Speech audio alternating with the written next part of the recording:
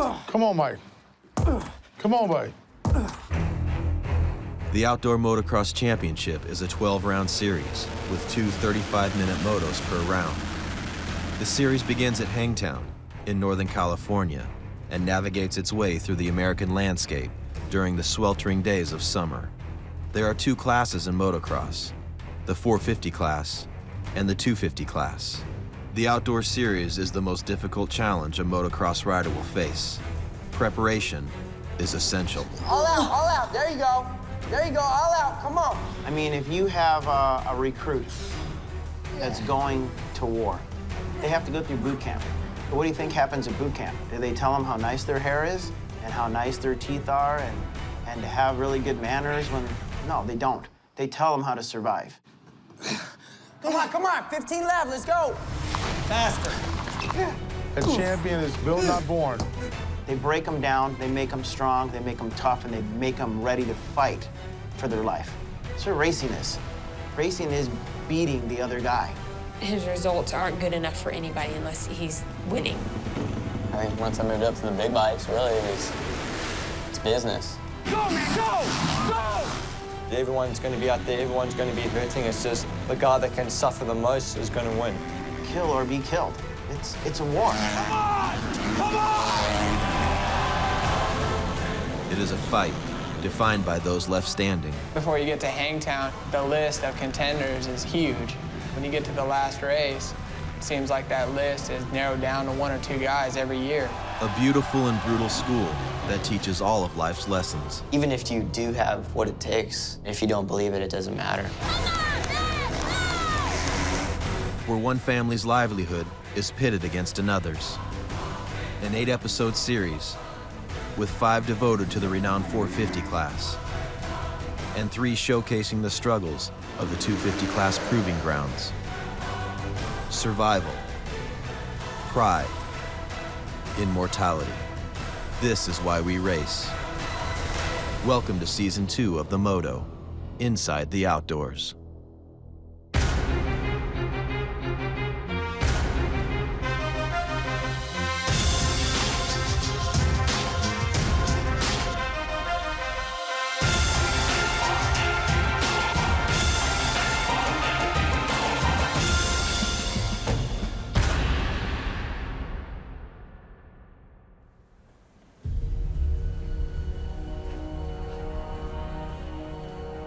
So what'd you think about the show last year?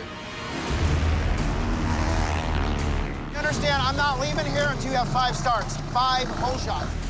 When folks and race fans got to see the show last year, they saw the true passion behind racing. They got to see the real grit and the real intensity that it takes to win championships and win races. It's basic. You want to be soft or you want to be tough. It's simple. Right now, you're being soft.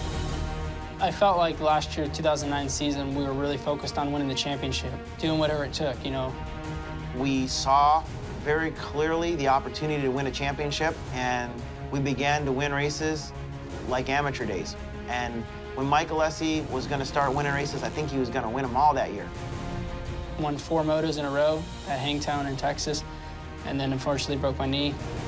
You guys were there filming it all, coming back from the knee injury, which was big. I mean, to say the least. I mean, there's not a lot of people who can do that. You know, have an injury and then immediately back on the bike within 2 weeks. I mean, that's pretty crazy. Mike Alessi still putting on a very valiant effort, but Josh Grant, the next rider to try to go around the 800 at Grant. Oh, and Alessi goes down! Alessi goes down! When Josh Grant collided with Mike Alessi at Colorado, Mike's previously injured kneecap would be rebroken. His desperate attempt to stay in the championship hunt came to a gut-wrenching conclusion. Watching Colorado was heartbreaking because I lived it. I actually, when it came on, I kind of had to force myself to watch it. Josh Grant took him out. Did he? Yeah. He got hit wide open is what I saw. Parts of it were funny, you know, with how you see emotions raised. The universe will get him back for that. Mark my words, in 2 races, he'll get it. But then at the same time, watching what Mike went through, him doing everything he can to try to get back, that stuff, I mean, gives me goosebumps because I was there. I lived through it with him. And then when you see what happened at Colorado, it's just like your heart just breaks all over again. In the past, I think that the problem has been is that I was racing more than Mike Alessi was racing. He saw himself and was like, wow, am I really, like, am I that crazy? Am I really like that? And you kind of have to be like, you know, you kind of are. If it's going that way, go like this and make it go that way. I was the racer, and I was talking to the factories and the mechanics as if I was riding the bike. You know what I'm saying? And I think that just got a little out of control. Come on.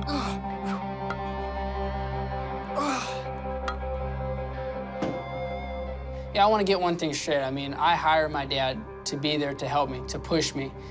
And I think a lot of people misunderstand that. They see him as a mean guy or a bully or someone that's pushing me around and forcing me to do this, but it's not that. It's that he's there to make sure I stay on track. And, you know, he's the best at what he does, and I wouldn't trust anybody else to do it any better. Coming up next.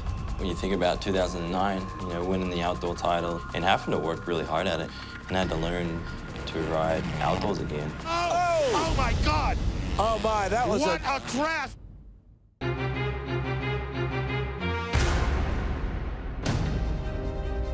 For the defending champion, it's a new year and a new life. The outdoors have always been a struggle for Chad Reed, testing his patience and composure. A lot of times people see you're all mad and pissed off, but that's just you not being happy with yourself and wanting more. And I think that that's a positive thing, you know? Yeah, you may always seem like you're mad, especially when you've raced Ricky Carmichael for the last 6 years or whatever it was, and that was really the issue. Just not being happy that I couldn't beat Ricky outdoors. And, you know, Ricky was the guy, and I worked so hard to try and beat him. Last season, Reed finally fulfilled a lifelong dream and won his first outdoor championship. When you think about 2009, you know, winning the outdoor title and having to work really hard at it. Oh my God! Oh my, that was What a crash! It didn't come easy to me. I had my own issues that I had to deal with, and I had to learn, you know, to ride outdoors again. It's outdoors. Hadn't done it for a while. Gotta go back to school. Reed labored through the early rounds of the outdoor season. Fortunately, he had the benefit of working with two of the sport's most accomplished technicians, Roger DeCoster and Goose. Chad Reed moved to the #1 position. Together, the trio began to chip away at the title. I loved working with Goose and Roger, so it was an absolute blast. That will be 4 in a row in his 7th Moto win of the season. To achieve the goal of winning a title at the end of the year was awesome. His mechanic Goose cheering him on. He goes into the history books, Chad Reed! A lot changed after that, you know, it was a big kind of craziness, you know, the whole economy, the way, you know, it's affecting race teams, and, you know, it wasn't possible for me to stay at Suzuki, and it was tough. It was really tough to walk away from something that you're happy with. Chad Reed enters the 2010 outdoor season wearing the #1 plate. But he now rides a green bike for Team Kawasaki. Perhaps Reed's exit from Suzuki was inevitable. Ryan Dungey had built his career on a Suzuki, and the time had come for him to be the company's premier 450 rider.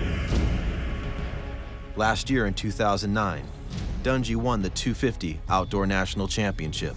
I was really focused on winning that outdoor championship. That was something that outdoors kind of came not so easy. Dungey went down. Ryan Dungey goes down hard. Dungey battled with rival Christophe Purcell down to the 12th and final round. He trains at Ricky Carmichael's house. Carmichael constantly in his ear telling him what to do. He applied the philosophy of the greatest motocross rider of all time in order to overcome Purcell and win the outdoor championship. Like Ricky Carmichael before him, Dungey must train incessantly in order to silence the voices of doubt within him. I want to keep going, you know? It's like, as soon as I feel like I settled, I'm gonna lose it, you know? I can't have fun sometimes because I feel like I'm gonna lose my edge. I don't know why. Holding fast to the environment that fostered his success, Dungey continues to train at the Carmichael Ranch. There are no frills, no amenities, only the ghosts of the past that witnessed greatness. Remarkably, Dungey has accomplished the unthinkable, winning the 2010 450 Supercross title in his rookie season. He was the first rookie to do that since Jeremy McGrath, so pretty special moment for Ryan. Despite being a rookie in the 450 class, Dungey's momentum has made him a favorite, coming into round one at Hangtown.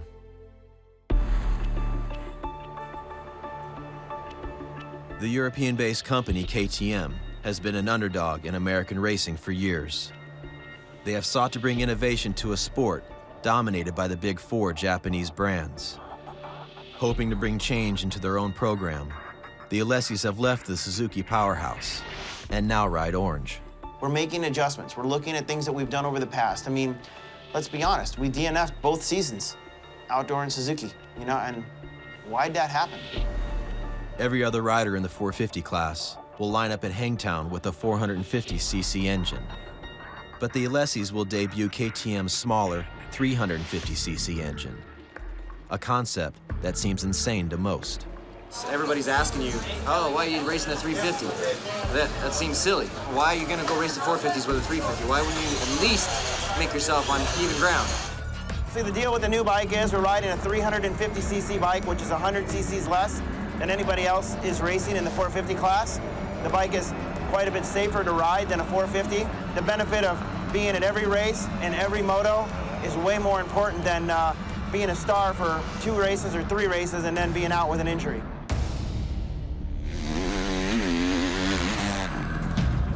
I like that. Feels good. You look pretty comfortable. 2 season-ending injuries in 2008 and 2009 have influenced the Alessis' decision to ride the 350. If the 350 can keep Mike out of harm's way, it'll be well worth the forfeit in power. Motocross is a sport of attrition. Staying injury-free is paramount. Last year, 4 out of the top 5 contenders were eliminated by physical ailments. Feels like every time I go out, I'm getting a little better, a little better. Yeah, but I felt like I was riding good, too. yeah, it looked like you were in your rhythms. Yeah, it's exciting. I can't wait. Like, there's so much hype and so much build-up towards the 350 and Mark coming back to KTM. For me, it's exciting. I just can't wait to race. Coming up next. A lot of people are focusing in on Alessi as Alessi tries to do what many people say couldn't be done.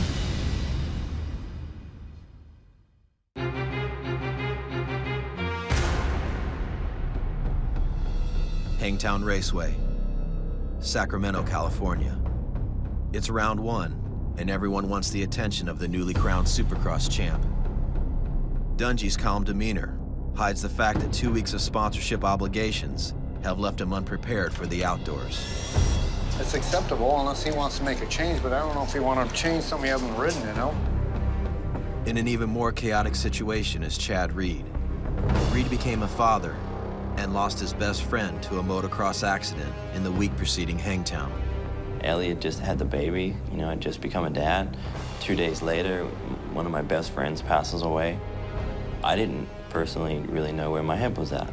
As far as him having a baby now, does it make it more nerve-wracking? I mean, sure, there's, you know, always a scary side to racing, but as long as Chad's happy to race, then we'll all be here. I'm all right. How's Mike looked out there today? Really good. Thanks for asking. For the Alessis, preparation is not an issue. Today is an opportunity to fulfill their destiny. Mike Alessi, his goal and his life pursuit is to win a championship. I think as soon as he was born, they had him on a motorcycle. Alessi has been around a long, long time. There's no question about that. So it's Grant Alessi. All right, copy. Josh Grant and the Alessis have feuded since their days as amateurs. Their rivalry escalated last year when Josh and Mike collided, ending Mike's season. Josh Grant. Every time I punch that guy in the face. The Alessi family, I can't even describe it into words, but we've all dealt with their group, and it's never stopped. I just don't understand how JG was so much faster than everybody. You agree he's gonna go to 7? Yeah, that's Josh Gransky every 7 left of the box. We don't really want to control him because we actually want him to go for the start and then drift outside. Because then he'll end up being like 3rd or 5th place start. Because it's going to be between me and him for the start, for sure. A lot of people around the world are focusing in on Alessi as Alessi tries to do what many people say couldn't be done, and that is give up 100 cc's to the field. Your bike's way faster out of the hole than his will be. Rob, are you ready to rock and roll today? What do you think? I'm ready. Come on, get up and make some noise, people! This is outdoor motocross!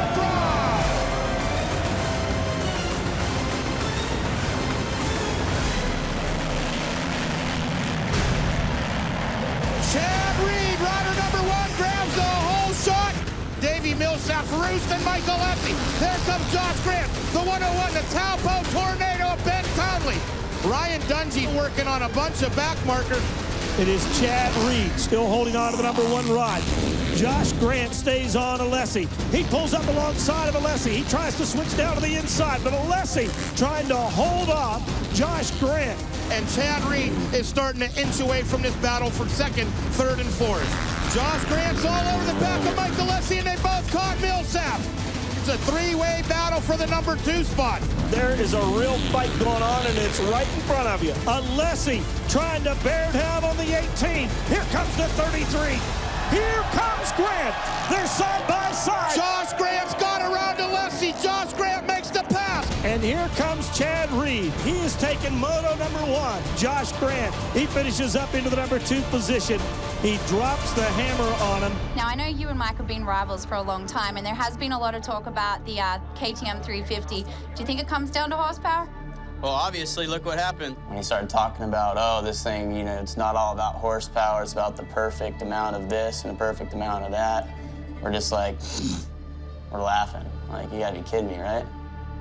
While a 4th place finish was respectable, the Alessis lost a demoralizing battle with their rival. Kelly, everything okay? However, there are 2 motos in an outdoor motocross national, providing the Alessis a second chance to prevail. Chad Reed was what, 3 over? Was he 2 over or 3 over? For much of his career, Mike Alessi has relied on his starting ability to give him an early advantage. Guess who's got the whole shot, Jimmy Hawley? Number 800, Mike Alessi. With the smaller engine, many thought his greatest asset would be obsolete.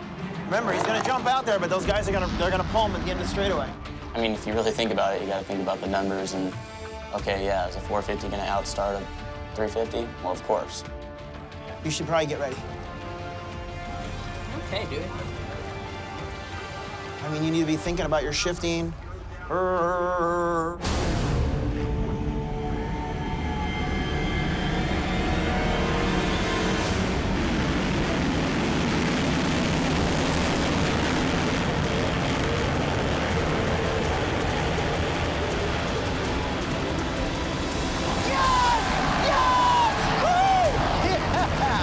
So now Alessi, he has exploded off the line here. 350 cc's. Beat all the 450 cc's into turn number 1. Where is Chad Reed? He's running about 7th or 8th position, Rob. Chad Reed is now going after Kyle Regal. Chad Reed starting to assert himself here in Moto number 2. He's going to have to. He's running back around the number 10 position.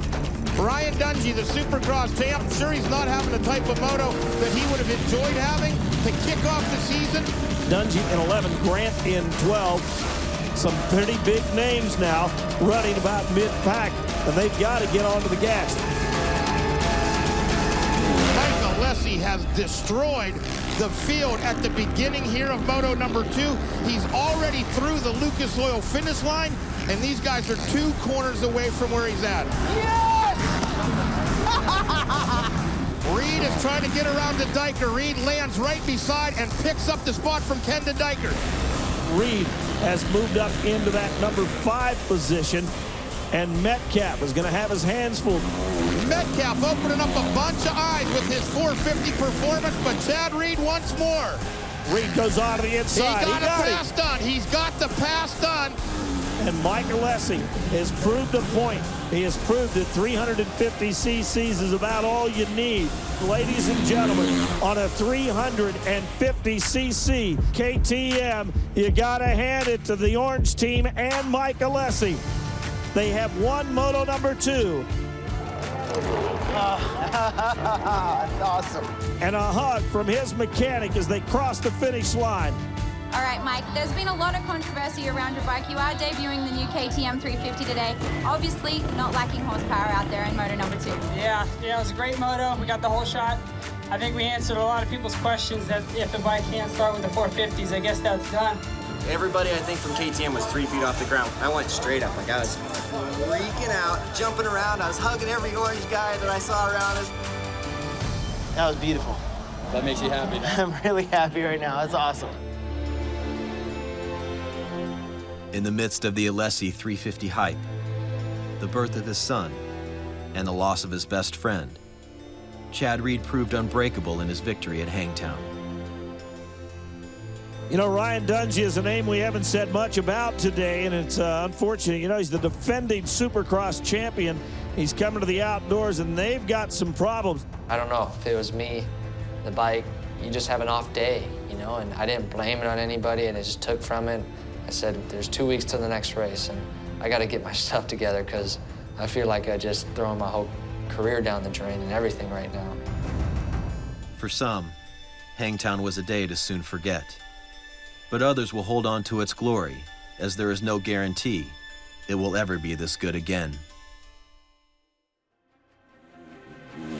Next time on the Moto, Inside the Outdoors. Veteran Andrew Short prepares for round 2 in Texas, but Andrew's fate is out of his hands.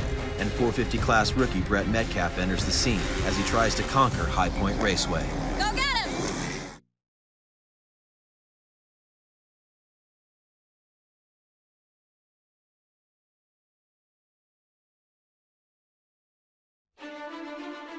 Last time on the Moto, Inside the Outdoors. Mike Alessi, his goal and his life's pursuit is to win a championship. I hired my dad to be there to help me. Okay, let's do it this time. Get it out front, dude. Alessi tries to do what many people say couldn't be done, and that is give up 100 cc's to the field. We're laughing. Like, you gotta be kidding me, right? Yes! Yes! Woo! Mike Alessi has destroyed the field. The whole team kind of thought we were going to be going for the championship. You know, Ryan Dungey is a name we haven't said much about today. Hangtown, after the first moto, it was a big ego reducer. He's coming to the outdoors, and they've got some problems. I feel like I just thrown my whole career down the drain and everything right now. Elliot just had the baby. 2 days later, one of my best friends passes away. I didn't know where my head was at. And Chad Reed, he will go 3-1 for the overall here today, trying to defend his national championship, and he has done it in style. This week, 2 35-minute motos in 100-degree Texas heat will adjust the hierarchy of the 450 class. And 2 working men will try to stake a claim in the title hunt, as their family's livelihood is on the line. Come on, Brett! After round 3 at High Point, a quarter of the series will be over. And the assault of the elements and the vulnerability of the machines leave our heroes at the mercy of a higher power. I mean, these guys are lucky it's only 60 today. Texas would be 100.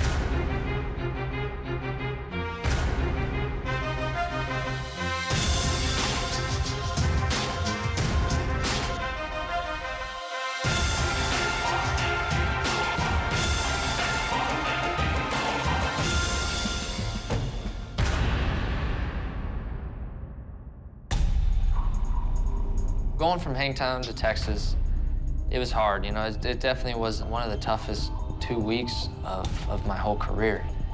Everybody sees it as like, he's done. In motocross, it only takes one race to be forgotten. Dungey is just looking for something he can hang his hat on. He's coming to the outdoors, and they've got some problems.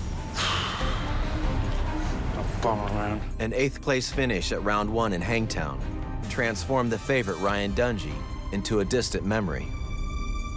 Sunday night, I was laying in bed thinking, like, what's wrong, you know? Like, what is it? Because I was still fighting the bike that whole first week after, you know? I was like, I couldn't find it. I had a little fun that weekend, something I never really do. I went to the beach, you know, just chilled, had some fun, and I was able to clear my mind a little bit. I just gave it to the man above. I really did. I just said, hey, you know, guide me in the right direction, put me in the right place, and I trust that whatever you have in store for me, that's the way to go. Often labeled the flyover states, Middle America steadily churns out the fuel of a nation. It is fitting that Andrew Short live here. He is seldom in the limelight, yet he has finished in the top 3 in both Supercross and Motocross for 5 consecutive years. Hangtown was rough.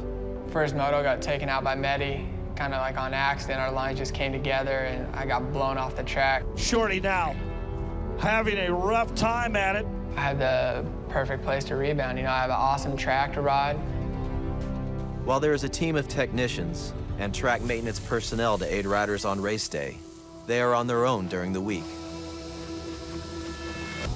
Andrew Short has invested his career earnings to build the ultimate training grounds. I can go ride whenever I want. I'm in conditions that are similar to what we race in. Good dirt, good people. It's an advantage for me. Despite consistent 2nd and 3rd place finishes, Andrew Short's contract ends this year.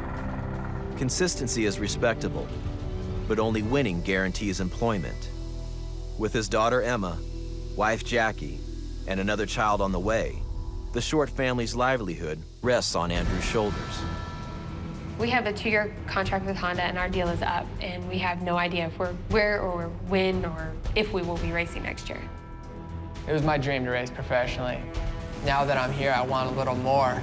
I know this opportunity isn't gonna be here forever, and I don't want to get old and look back on it and go, man, I wish I would have done this or worked a little harder. I want to know that I gave it everything I could.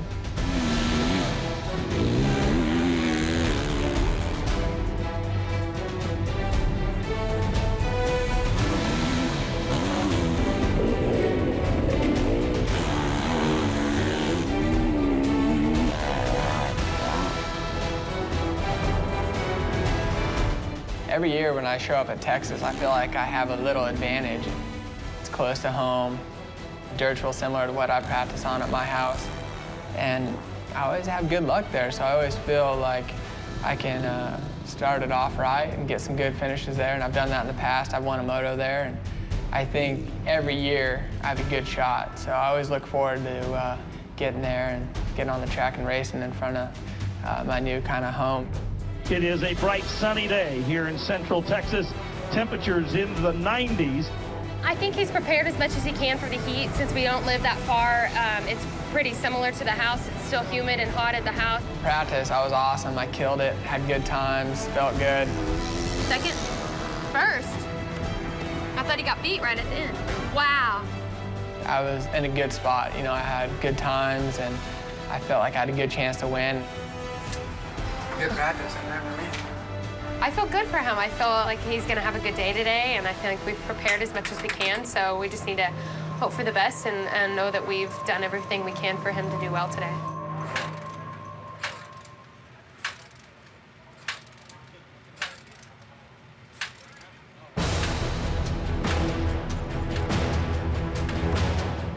Came out for the moto, and I found out they'd been working on the bike, and they had some issues. Maybe we should just hook myself up because this isn't good. You need to go get a spot. You need to go without the bike. The top riders in all the world are on this starting line, and we will be under just momentarily. All kinds of thoughts go through your head, like they're gonna get it right before the gate drops. And where's Andrew Short?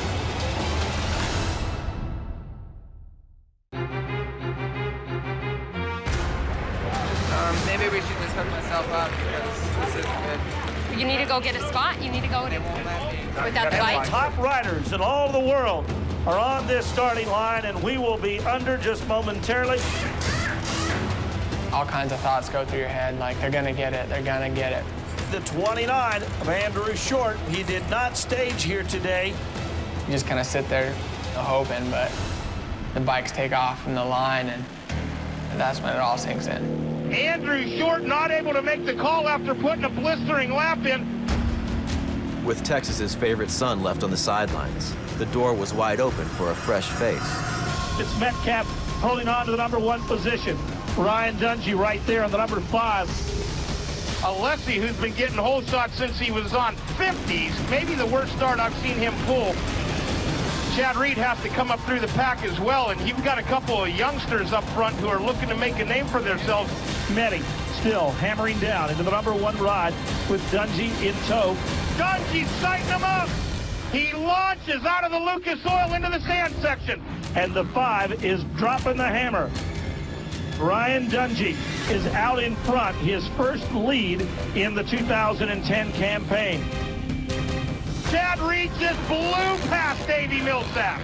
So Reed moves up into the number 5 spot. Mike Alessi running in 11th right now.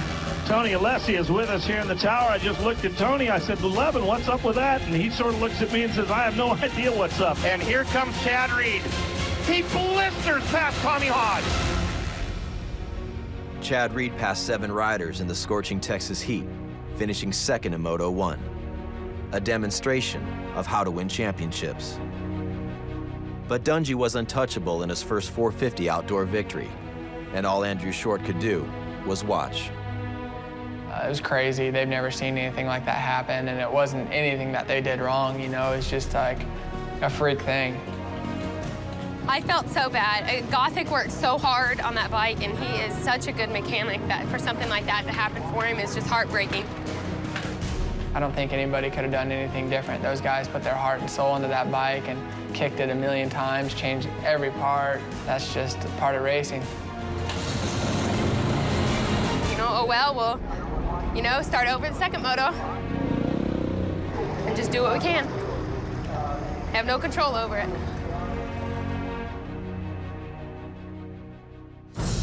"35 minutes in 100-degree Texas heat brings a thought of despair to the mind of every racer. A lot of guys not on the line. A lot of guys didn't show up. In Texas, you don't race against other riders. You race against the heat. After Moto 1, it seemed Ryan Dungey had settled his issues from Hangtown. The red number plate signifies the series points leader. Chad Reed maintained it by charging through the pack. Mike Alessi had his worst moto in recent history. A 12th place finish is unheard of in Camp Alessi. Many thought a fresh Andrew Short had a clear advantage in Moto 2, as a disappointing bike problem has kept him out of the heat thus far. The best thing about outdoor motocross, there are 2 motos, and anything can happen in Moto 2.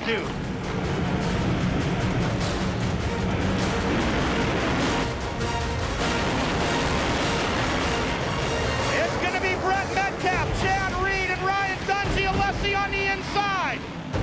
As he comes across the finish line, it's Metcalf, Alessi, Short, Reed, and Dungey. Here comes Shorty up on Alessi. Alessi running second. Short is putting the pressure on.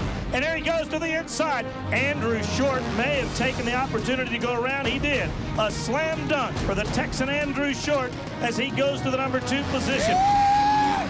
All the way to the far left-hand side of the track. Alessi has gone back around the 29 of Andrew Short. Metcalf has just a bike length lead now as Alessi is coming up on his rear wheel. And it is Mike Alessi. He is winning here in Moto number 2, now the 29. Andrew Short is putting the pressure on the 24. Watch out. Dungey's trying to make a move right now. Dungey's going after Short. He's starting to work the inside and the outside. Dungey now moves into the number 3 position, and Dungey is pushing the 24 of Metcalf. Looks like it may be Mike Alessi that's gone down. Who is putting together a dream run here in Moto number 2, all of a sudden has found himself in a desperate situation. And Ryan Dungey has found himself in the number 1 position. I felt good. I felt like I could do no wrong. I could hit any bump as hard as I want. I could stick any rut. 18-second lead for Ryan Dungey. That's Ricky Carmichael type lead. Dungey throwing fist pumps in the air, coming towards his first perfect day on the 450. What do you say, Freestone? Make some noise for Ryan Dungey! Yeah, man! It was a relief, because for 2 weeks, it was, 3 weeks, 4 weeks from testing until after Supercross, I didn't know where I stood, you know, so that was a big weight off my shoulders. Chad Reed moved his way all the way up to the top 3. Hot weekend, tough. one of those weekends that you just had to fight for every position. Overall today, I mean, it was a huge bummer. The freak mechanical that happened the first moto, I mean, that never happens. The second moto, I think he started great. I think he passed actually into second at one period, and then I think he just hit a wall and went backwards, and then Leslie got him right at the finish line for sixth. So he was not a very happy camper. And Dungey is certainly dominant here today. Many of these other riders are heading back, scratching their head. It was a tough day for everybody. A lot of people just want to forget this race and move on. Texas National, for me personally, has been a very scary moment in my career. In 2008, I collapsed at the finish line there. I don't really remember anything. I was really thankful I didn't end up having a big crash and get seriously hurt. And I was scared, you know, when I went to Texas this year. Those memories don't just fade away. You remember that. And, you know, I knew when I started to get hot, I just started backing it off. I don't want to go down that avenue. It's dangerous. After starting first in both motos at Texas, Brett Metcalf dropped to 7th and 4th place finishes. I don't believe it reflects your fitness level at all, because I know I'm in great shape everywhere else. Texas is just it's the gnarliest race I've ever probably been involved in. Coming up next on the Moto, inside the outdoors, Brett Metcalf enters High Point Raceway in search of his first podium. And chaos ensues as the 450 class is turned upside down.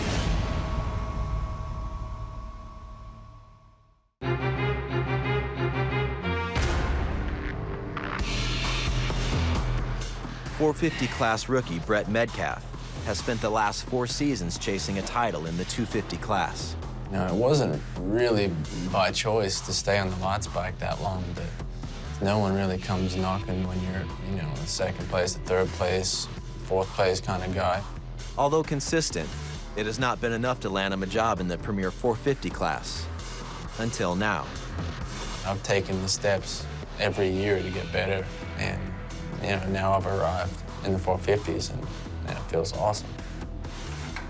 Riding a lights bike to a 450, the biggest thing I noticed was the weight. And it takes a lot more strength to control that extra weight. Where it pushes into a corner, you need to be a little stronger to brake and still stay in good control. That's something I wanted to do, was bring in a little extra strength, bulk strength, so I can handle those moments. Last year, Brett and his girlfriend Sheena traveled from race to race while making plans for their upcoming wedding. This year, in front of their family and friends, they made their partnership official in Maui. The couple have been a team for the last 5 years, and together they are converging on Brett's newest challenge, the 450 class. So far, outdoors have been awesome. We thought it was going to take a lot longer for him to adjust to the bike. Metcalf opening up a bunch of eyes with his 450 performance. He adjusted on the bike really well, and I think he's finally got his confidence back. On the starting line, the 40 top riders in all of the land with 450 cc's beneath their legs.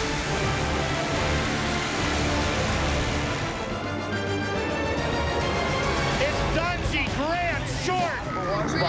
16. Did you see that? Dungey went to the outside of the choke, got a little loose. Slight mistake made by the number 5. That allowed Grant, the 33 machine, to make the pass and move to the number 1 spot. 29 is short. In the number 3 spot is the 800 of Mike Alessia, back and forth. It is none other than Brett Metcalf on the Geico Powersports Honda. This is now by the number 1 plate of Chad Reed. Yes! We've got a brand new leader. Grant went down, opened up the door for the number 5 of Dungey.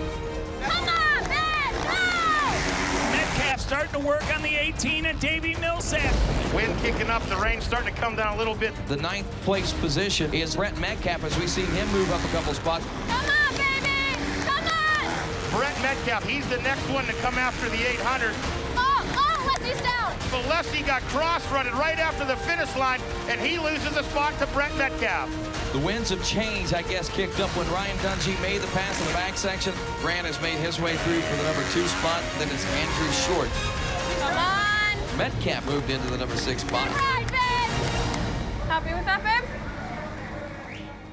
I didn't want to just settle for, okay, man, this is awesome, top 5. I wanted to be right up the front. To have those motos where I'm now disappointed at like maybe 5th or 6th, I was pretty far off the leaders. That's kind of a good sign that, okay, my mentality is starting to click. I'm starting to believe I'm top 3 guy at the least. Get ready to get warmed up for Moto number 2. A couple of years ago, it was Damon Bradshaw, Jeff Stanton. Now the names are Dungey, Grant, Reed, Alessi, and the talent is starting to grow. Stay safe, babe. Come on.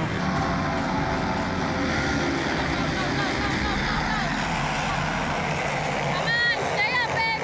Andrew Short, safe. Alessi, Grant, here comes Dungey. Come on, Brett. Like you said, Andrew Short out front. And behind him, Josh Grant. The 800 of Alessi, safe. Here comes Dungey. And where's Chad Reed? Reed has just pulled into the mechanics area. His whole brake caliper has actually fallen off the disc. Chad Reed heading out of the mechanics area, a very, very disappointed man. Andrew Short heading towards the staircase, and he has a pretty impressive lead here in Moto 2. Mike Alessi has Dungey all over him. The Metcalf is not out of this story yet. He's holding on to that rear fender. Come on, Brett. Dungey on the outside. He pulls the trigger on this one on the outside. But here comes Alessi. Side by side. Dungey cannot make it stick. He's going to get partly past Alessi. It's a drag race. The number 5 of Ryan Dungey making the pass, so it's now Short with a 8+ second lead. And Ryan Dungey's got to try to track him down. Take a look at the 24. He's starting to work on Alessi. Go get him. Metcalf, a 250 specialist, now finding his strength on the 450, and they're side by side. Come on, babe. Brett Metcalf has got around with Alessi. Yes. Things are getting interesting between Short and Dungey's made up even more ground. Ryan Dungey is less than a second and a half behind Andrew Short. Dungey going up, almost tripling pass. He's on that left side, the inside. He could have it. They get ready to come down Bradshaw Boulevard. It's going to be a drag race. Over the finish line, Rodney, who is it? It is Dungey taking the lead, the number 5 machine. Now moving into the number 1 spot. Now it is Short back to the number 2 spot. And then it's the 24, Brett Metcalf. Dungey takes the checker flag. Short finishes up second. Brett Metcalf will finish up in the number 3 spot. Did he get it? Did he get it? I don't know. I think so. Come on, you're supposed to know. Not official, but I think he got 3rd overall. Put your hands together for the Geico Power Sports rider, the number 24, Brett Metcalf. Got his first podium. I'm a very proud wife. I am. That was the first kind of key moment for me where I'm like, I'm getting better. Put your hands together. 29, Andrew Short. We have got a brand new leader in the Lucas Oil AMA Pro Motocross Championship, and his name is Ryan Dungey. After 4 consecutive Moto wins at Texas and High Point, Ryan Dungey took the points lead and red number plate from Chad Reed. Round 3 is over, and many riders' championship hopes are in question. Dungey has found his own vindication, yet there is still time for others to find theirs. Next time on the Moto, Inside the Outdoors, journeyman Ben Townley returns to racing, and Josh Grant finds the speed to hunt down Dungey. Come on! Yeah! And later on in this season, the 250 class enter the scene, where 2 teams will battle for the 250 title, the most dominant ever versus the rising stars. You guys keep complaining, I'm just gonna keep being even meaner.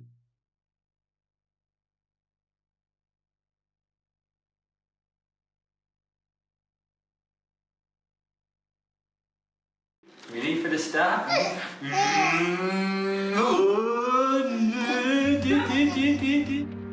Professional racers are assembled from their youth with a single objective etched into their hearts: winning a championship.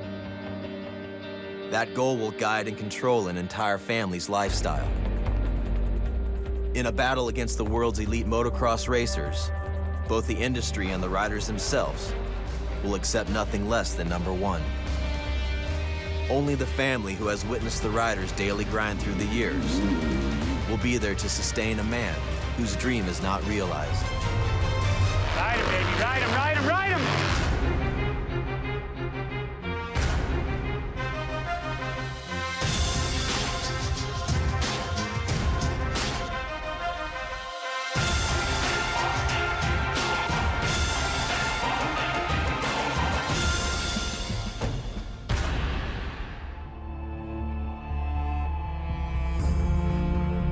Despite finishing second and third place in points for years, Andrew Short has only won a single moto on a 450 in the outdoors. After 2 disastrous weekends at Hangtown in Texas, Short found himself with a massive 9-second lead in Moto 2 at High Point. But his redemption was derailed by a charging Ryan Dungey, who tracked him down, passed him, and won easily. I think Andrew and I look on the internet way too much about what people are saying. Why aren't you winning? You got the whole shot. Why aren't you winning? They just say there's something wrong with him. I always have a hard time going to sleep at night because I'm always thinking of ways of how I can be better, or how I can manage that, or learn from each situation. I see how hard Andrew works, and I feel like he does work really hard, but his results aren't good enough for anybody unless he's winning. Can't take it to heart, but it's really hurtful sometimes because people don't really appreciate who he is and what he brings to the table. There are many riders lost in the shuffle, often overlooked and dismissed. They go to work each day to fulfill the same dream. As a kid, I'd always wanted to race in America. I was just, you know, watching DVDs or videos back then. The races at that time, you know, there was McGrath and Ricky. They were like the top guys. And for most kids that race here in America, they can go to a national or a supercross all year round and they get to see those people in the flesh. To me, most of these people were just TV stars. When you arrive coming from a place like New Zealand, it's like, whoa, it's jaw-dropping. To be able to at least battle with those great riders, you have to put a lot of work into it, and it takes a lot of commitment, dedication. There's a lot that goes into it. For journeyman Ben Townley, his childhood dream has been detained by 2 years of injuries. He has returned from his New Zealand homeland with a renewed sense of purpose. There's no one who forces Townley to practice, but like most premier riders, he does so every day, as there is no other way to sustain his dreams.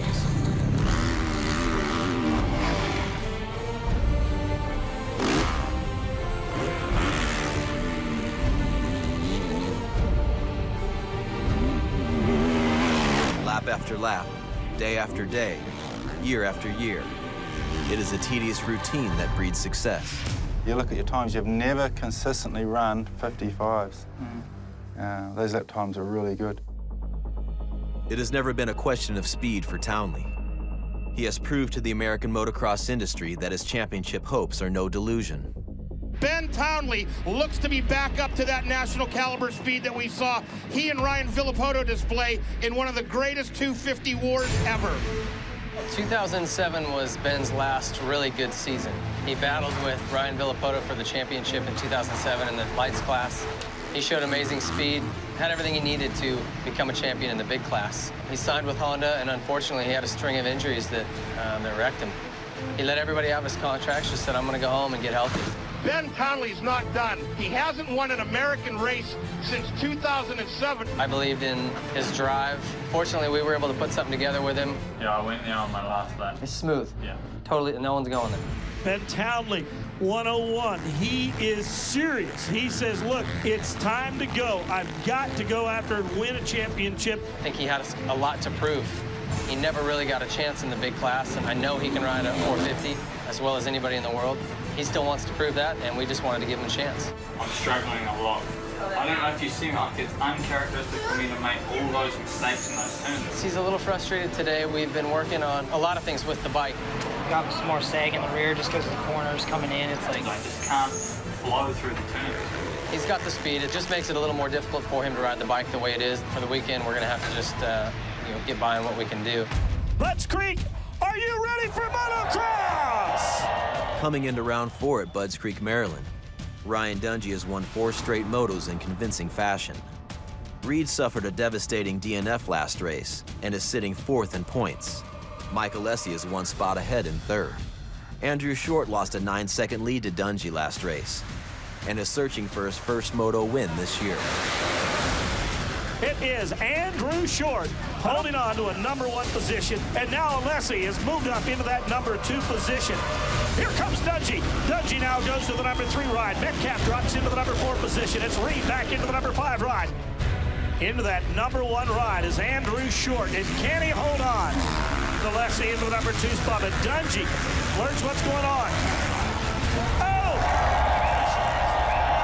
Oh, it looks like he dropped a little bit on that last lap. He is really far behind. Townley has gotten by Dungey, and now he's got the pack of mad dogs. It is Andrew Short. He is knocking him dead here today, and he is pulling away.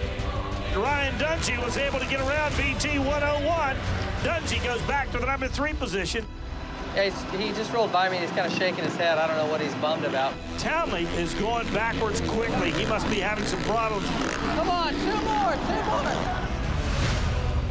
The 29 of Andrew Short has won moto number 1. I got an awesome start at Budds Creek and ended up holding on for the win. It was a big race for me. It was the only second time I've won a moto. It was a great feeling. Yeah, as that fuel pump goes bad, it just starts starving it for fuel. I mean, that's why it felt slow.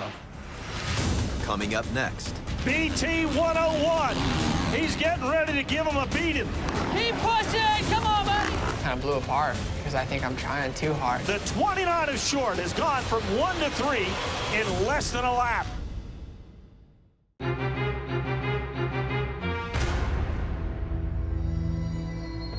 In Moto 1 at Budds Creek, the victory went to Andrew Short, only the 2nd time he has won a moto in his career. Ben Townley, on the other hand, was the latest victim of equipment failure. Started to have some issue with his bike. He wasn't sure what it was, but we've had one other fuel pump go out on us. Kind of a fluke deal, but it definitely cost him some points, that moto. Just try to put that moto behind us here and get some points in Moto 2.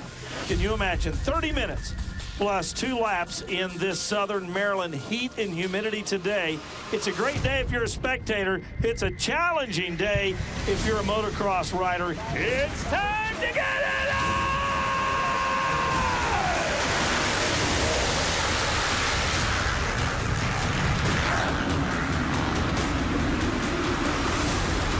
29 of Andrew Short holding on to the number 1 position. Dungey into the number 2 ride. It's Reed into the number 3. I believe you're going to find Metcalf now to the number 4 position. 29, I think he's going to have difficulties here today as the 5 seems to be very, very strong. Dungey tries to stick his nose onto the inside. Dungey might have a run on him, side by side, and Ryan Dungey has taken over the lead here. If Andrew Short's not careful, here comes Chad Reed.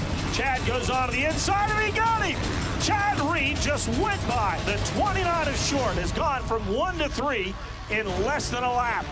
The number 5 of Ryan Dungey continues to unleash the Dungey beast. Metcalf has moved into the number 3 position. Now all of a sudden Short drops into the number 4 ride. 101 is on the backside of the 29 machine like a man on a mission. Keep pushing! Come on, buddy! The Taupo Tornado trying to get 29 and he swapped. Townley has gotten around Short. Come on, right, boy! Townley is right on the rear wheel of Metcalf. BT 101. He's getting ready to give him a beating. The Kiwi, the 101 just got by Metcalf, and Grant's on the heels. He might try to give him the old 1-2 punch. Ben Townley now goes into the number 3 ride. Grant right on the rear wheel of 101. Grant got him. And here comes Grant on the Joe Gibbs Racing Yamaha. Ryan Dungey takes the checkered flag. Woo! All of a sudden, Ben Townley has now gotten back around the 33.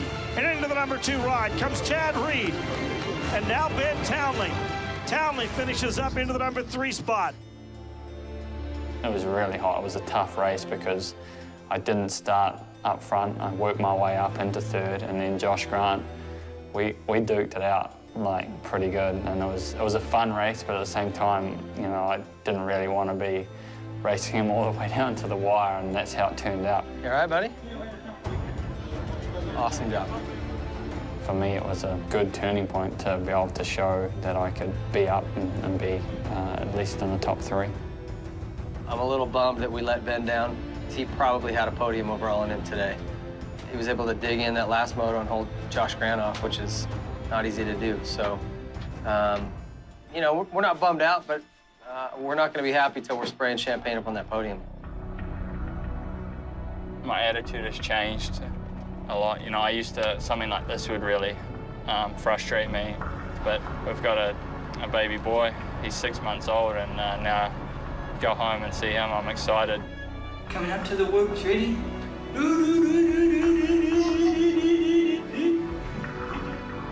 Makes the day special every time you come home at the moment. You know, he's just full of life, and it seems like every day he's learning to do something new, or he's always happy to see you when you come home.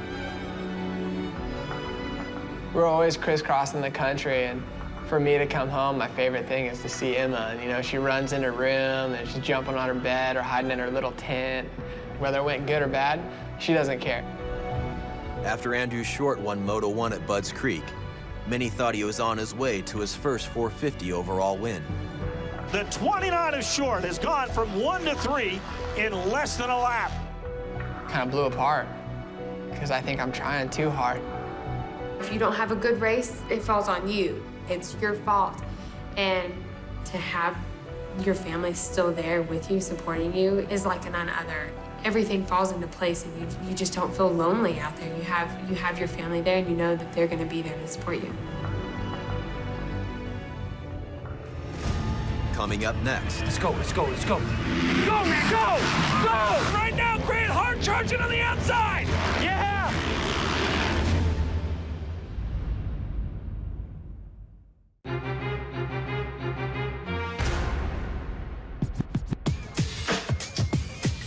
Josh Grant will soon join the ranks of 450 class fathers, as his girlfriend Ashley is expecting a boy. Pretty much she was at the race, and I saw her, and I'm like, yeah, I'd marry that girl. And I really didn't know much about her at all. Now we're here. Here.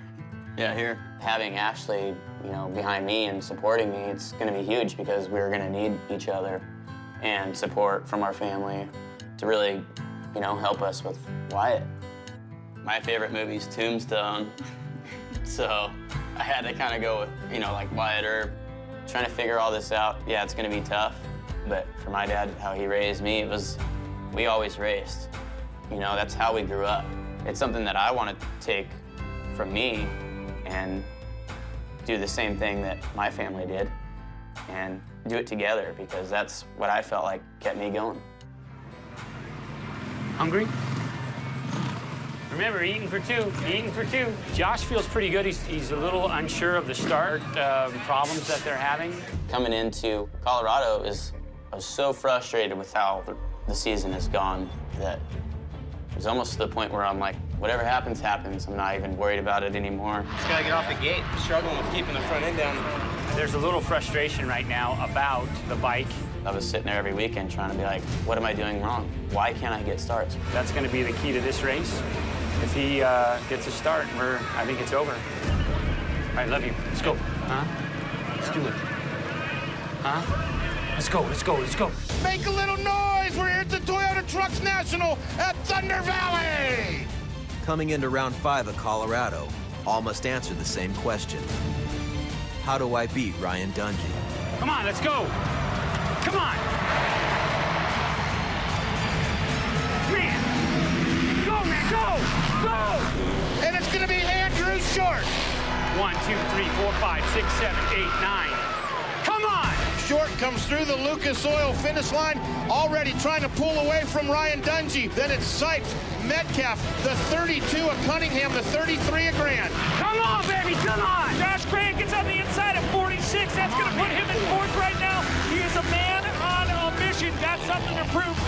Short is all alone out front, trying to break away from the number 5 of Dungey. Now Grant's going to go the inside. Josh Grant is drag racing Stephen Clark. Yeah! Grant gets gets him by an elbow. He takes away the number 3 spot. Come on, baby, yeah! Here comes Andrew Short. In behind him, the number 5 with the red number plate background. Josh Grant, I'm telling you, is making up time and making it up quick. Get him, let's go! Woo! Woo! Grant, the fastest rider on the track. He's 8 seconds back of the leader. Yeah! I believe we've got a new leader. Short's gone down. Come on, baby. Come on. Come on, come on. Yeah! And it's Ryan Dungey out front, and he has Josh Grant all over him. Yeah. Right there. Ride him, baby. Ride him. Josh Grant is going to work on the number 5 of Dungey. Yeah. Outside. Nice. Go. It's a 2-man battle up front. It's as close as it's been. Yeah. Inside. Right now, Grant hard charging on the outside. He's got the inside line. Yeah. Inside. Yeah. Josh Grant, the 33, is your new leader. That was actually a smart move by Dungey. At this point, he has a 37-point lead, not taking unnecessary risk. Are you watching? What? Oh, my God. They're missing it, man. We're watching Grant, and he's worked himself up to an almost 10-second advantage over Ryan Dungey. Hand up. There it is. Yeah. Woo. Now we can do it. Yeah. Monkey off the back. Nice, baby. Nice. He's back, baby. Yeah, a monkey off the back. You know, he had been struggling. Like I said in the beginning, he was struggling with starts. Put his foot down on Dungey's throat. Let him know. Let him know that he's not the only guy out here. Oh, yeah. Everyone's pumped. Everyone's stoked. Yeah, we beat Dungey. I'm like, this is my day. I'm just going to go for it. If you get a 10th place start, what happens? Just give me in the top 10 somewhere. Grant likes this facility. Dungey has not had a lot of success here. It's your day. Time to get go racing!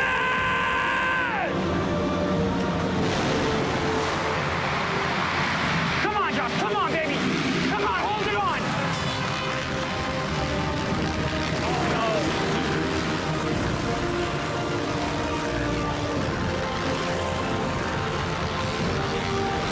Go, man, go! Come on, Josh. Push it.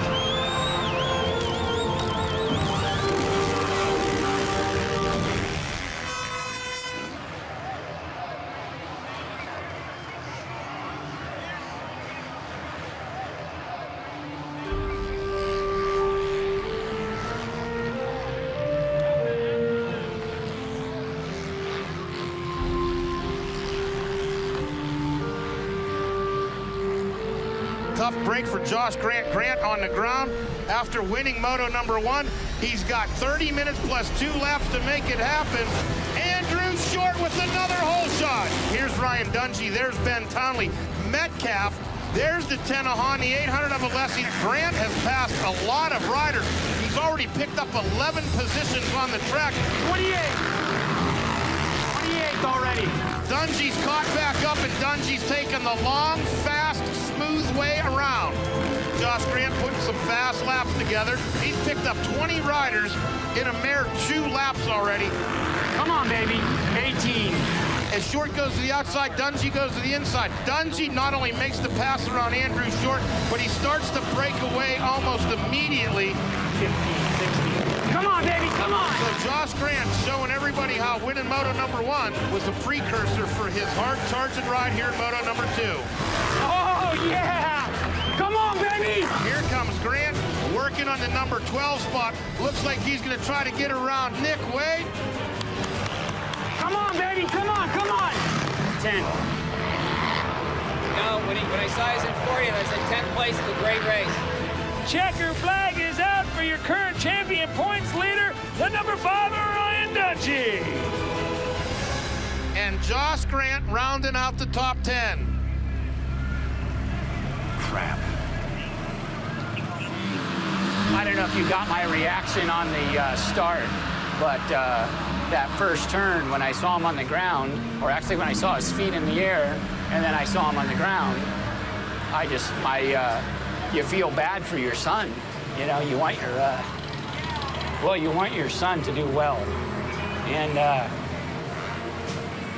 I think Josh will experience that, you know, when he has his little boy. So, you know, so anyway, you want your kid to do well, and that's just the way it is.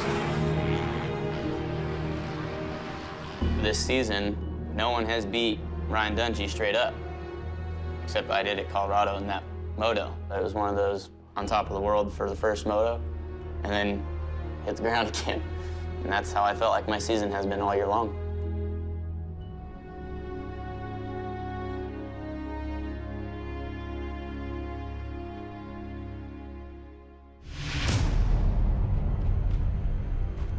Next time on the Moto, inside the outdoors. There you go, all out, come on. With the 450 season established, it's time for the 250s to enter the scene. As teenagers, they all start with a youthful optimism. Next time we talk, we'll be kings. But the drag-out war will leave them doubting. In a class where riding on the edge is essential, you must risk it all to gain it all. I was made for this, wasn't I?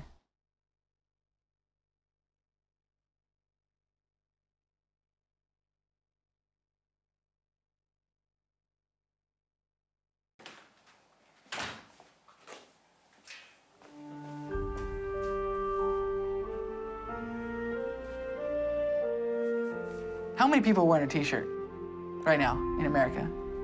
All the riders wear t-shirts. Okay, and everyone else is gonna have a t-shirt on. T-shirts are fine, I have a whole closet full, but it's not t-shirt time. Go, go, go, come on, burn it. Burn it, come on, quick. D, come on, off your knees, let's go. How are you supposed to walk in and be like, yes, I'm gonna work at it today and die? I want people to know, just to get a look at what drives you, what you're passionate about. What do you mean? I like dirt bike racing. This sport is vicious, you know. The saying is that you're only as good as your last race, and honestly, that's true. I just got tired trying to kill Barsha. Total front end clean out. Oh, he's too mean or this and that, and that kind of just makes me want to even do it even more. You guys keep complaining, I'm just gonna keep being even meaner. Something with your focus, like it's not there, huh? Your focus. That's a perfect word to describe where I was, and that was lost. I would hate to be another rider and know that I'm behind them coming into like the last 10 minutes of the race, because I know if I'm hurting, he's probably hurting twice as hard. With the 450 class established, the 250 class entered the scene. In this episode, we meet 250 West Supercross champ Jake Weimer, sophomore wild child Justin Barsha, and the eccentric Texan Blake Wharton. And later on this season, we follow the remainder of the 250 class, including Scottish-born rookie Dean Wilson, 2006 world champion Christoph Purcell, Colorado rookie Eli Tomac, 250 class veteran Oklahoma's Trey Kennard, and 2007 world champion Tyler Rattray. I was made for this, wasn't I?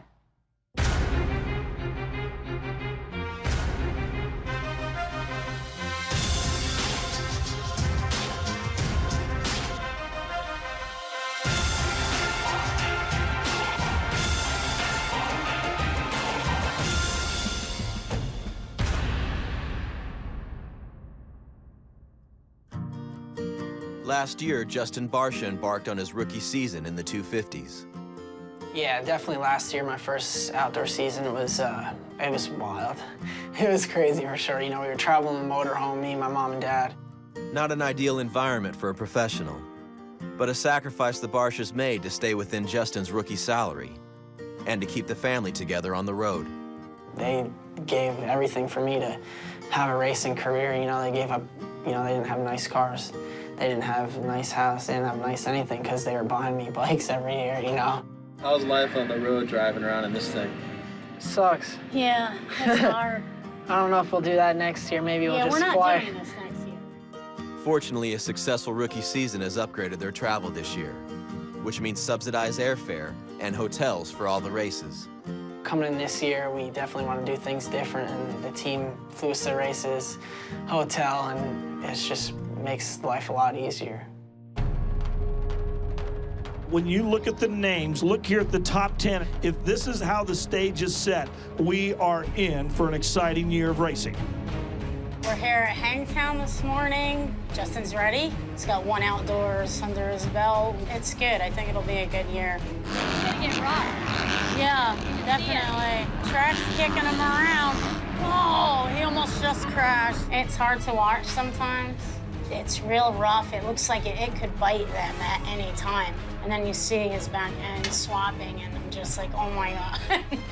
Just praying. Riders are purged now on the starting grid. You ready, Beaks? A little nervous.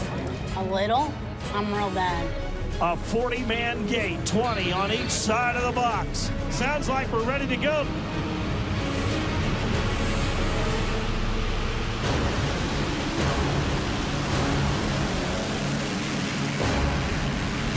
It's Kennard, followed by the 377 of Purcell. Here's the 19 of Searle, the 12. That's Jake Weimer. Do you see him? Kennard is side by side with Purcell. Purcell touches down first.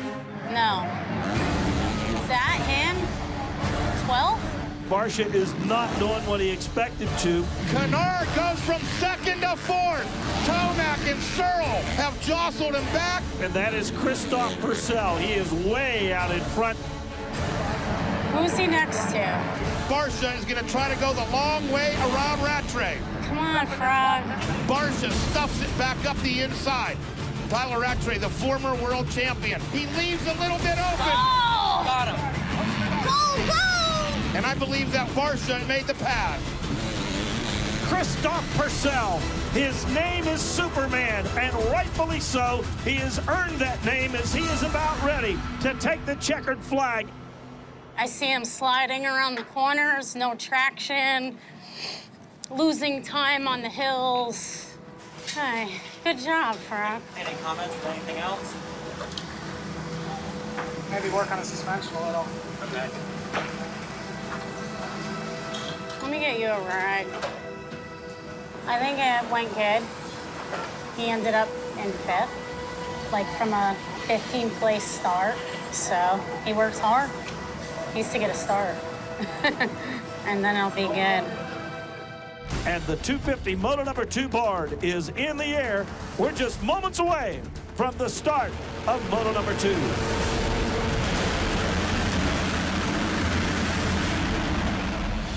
And it is indeed Hahn, followed by Kennard and Tomac. This sucks. And Barcia is deep in this field. All of a sudden, here comes Tomac. Tomac tries to go by Hahn. I believe he's got it. Eli Tomac is for real, my friends. Number 243 is your leader. Oh, don't take the outside. Why does he go to the outside? It's so bad. Justin Barcia, many people thought would be the source to be reckoned with. Eli Tomac is breaking camp on these guys. He's opened up quite an impressive lead. Reminiscence of Justin Barcia a year ago as he hit the field of storm in his freshman year. Nobody has ever showed up at their first outdoor national, being the first race of the year, and won their opening national. It would be a landmark day today. Unbelievable. The youngster out of Colorado. Eli is riding like Barcia was a year ago, if you remember his freshman year.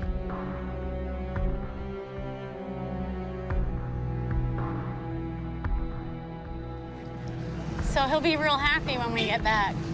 It looked like that you were sliding around the corners. Folks, will you please say hello to the winner of his first national ever, Mr. Eli Tomac. Corners felt fine. It was just the butt because they needed to come into the corners. The back end was so hard. Yeah. And then I started getting edge. Justin is really not happy. I feel bad for him. I guess I'll have to work on some stuff on his bike to get it where he wants it so that he's comfortable. He said he was not comfortable. It's tough seeing someone on the team like, you know, winning, and then you're like, man, what? We have the same bike, we have the same everything. That guy's winning, but I'm not. What's going on?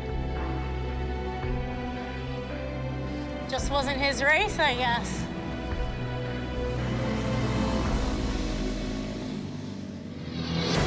Coming up next, A bright, sunshiny day in Central Texas. Freestone, baby! We are in Texas, and he's a proud Texan, and I think you'll see the best he can give today. Something has happened to Blake Wharton.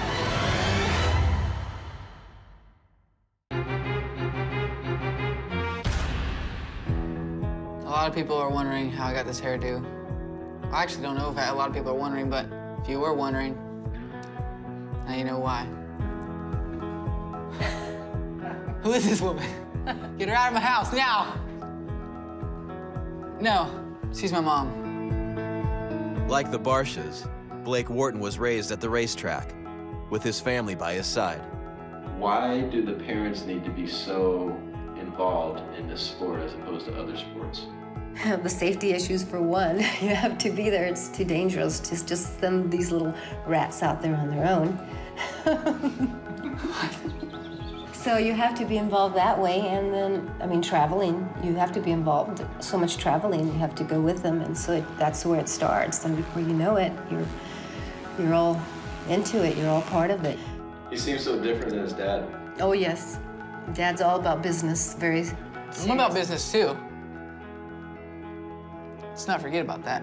Bob is very, focused. He's got his blinders. He has no other distractions. He's going. He knows where he's going, and he's going. Blake is I know where I'm going to.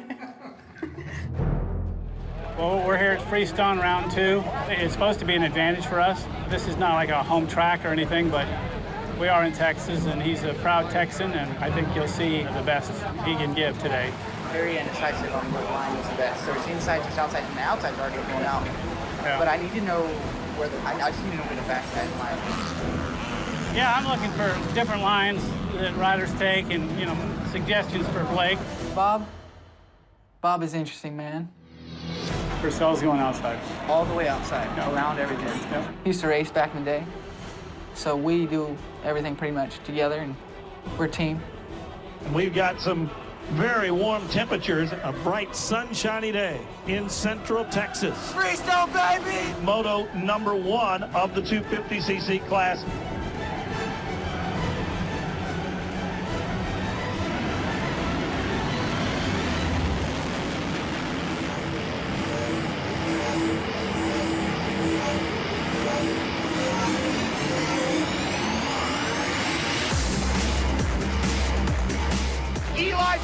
Showing you that it was no fluke 2 weeks ago at Hangtown. Sealeak into the #2 position. Wharton now into 3. Here comes Purcell in 4. Blake Wharton, a local Texas rider. He is bringing home the mail now. Christoph Purcell has a little bit of clean air in front of him. He's starting to set sights after Blake Wharton. Blake Wharton checks in. Check that. That is Purcell moved up into the #3 ride. Blake Wharton into the #4. And Eli Tomac is on fire. He is pulling away from the field. Blake Wharton in 4, but Blake has got company. Blake Wharton was running very strong and up front, now has his work cut out for him to salvage and a good overall finish on the day. And here comes the 377. He's going after Tomac right now. Purcell makes the pass. The checkered flag is out, so the Superman has come. He got a top 3 start, so I think it was good. I just don't think his speed was quite there. Got passed by a lot of people, but our goal was top 5, so we got a 7. So hopefully we can improve on that to second moto.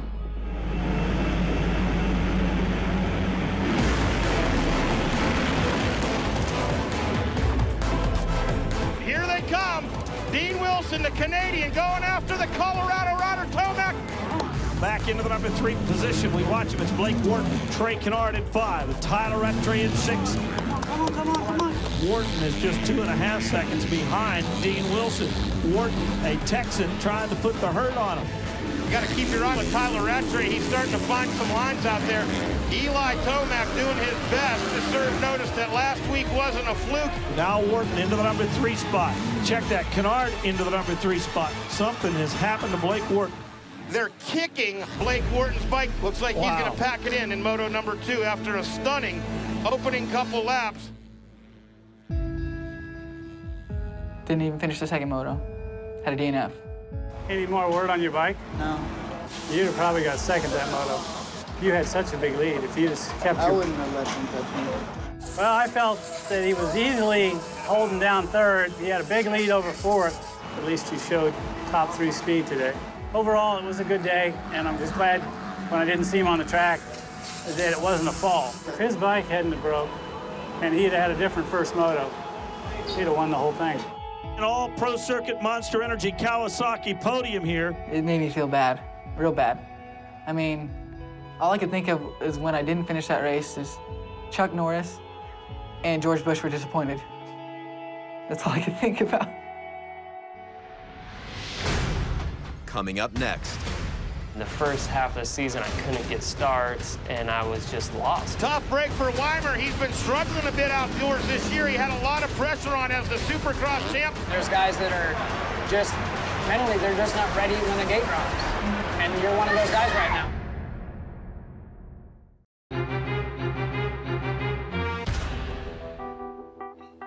It kind of sucks if you think about it, like that you got like bugs crawling all over in your house.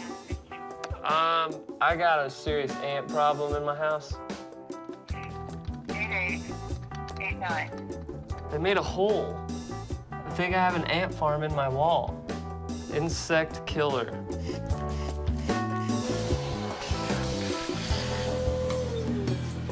Done deal, dude. For the last 12 years of his life, Idaho-born Jake Weimer had only one dream: to win a Supercross title. What I did to prepare for Supercross, whatever it was, what I did physically, what I did mentally, it worked.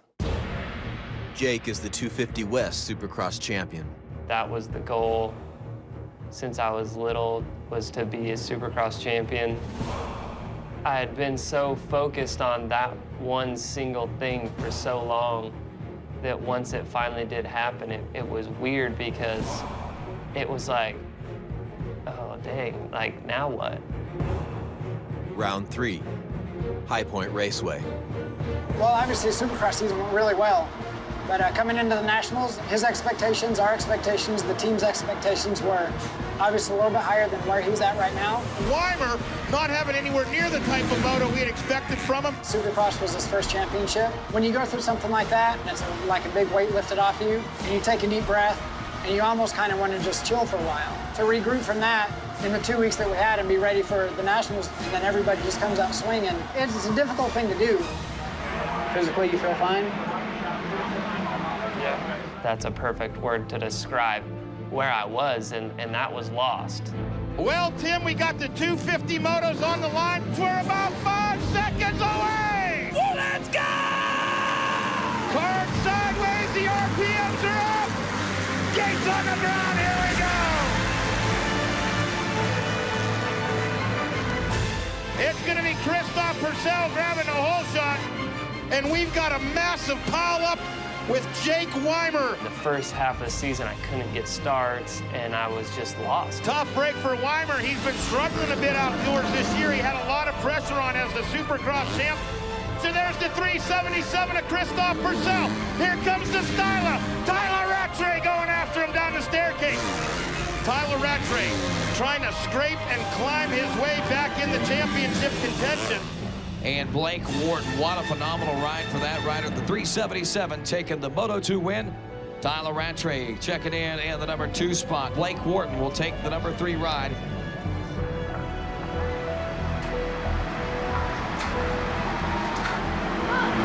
Here's the deal. You're fast, you're fit, something with your focus, like it's not there.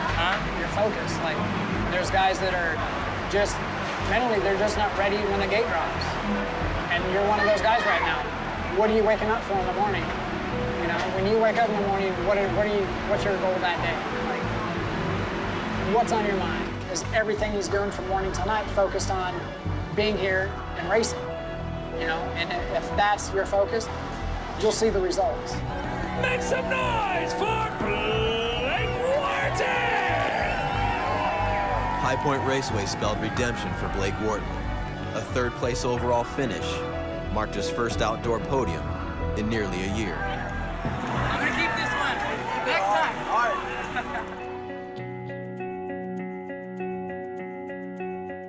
Blake Blake is known as the watermelon man. This boy puts down the watermelons and is trying to grow watermelons all over Texas. It's true. It's true. I'm like Johnny Appleseed, but watermelons. You'll see watermelons popping out of the ground all over the United States. Everywhere I go, I sneak off. Hey, I'm gonna plant some watermelons. Come back next year, I'm gonna eat them. You probably got watermelons growing at your house right now. That's how good I am.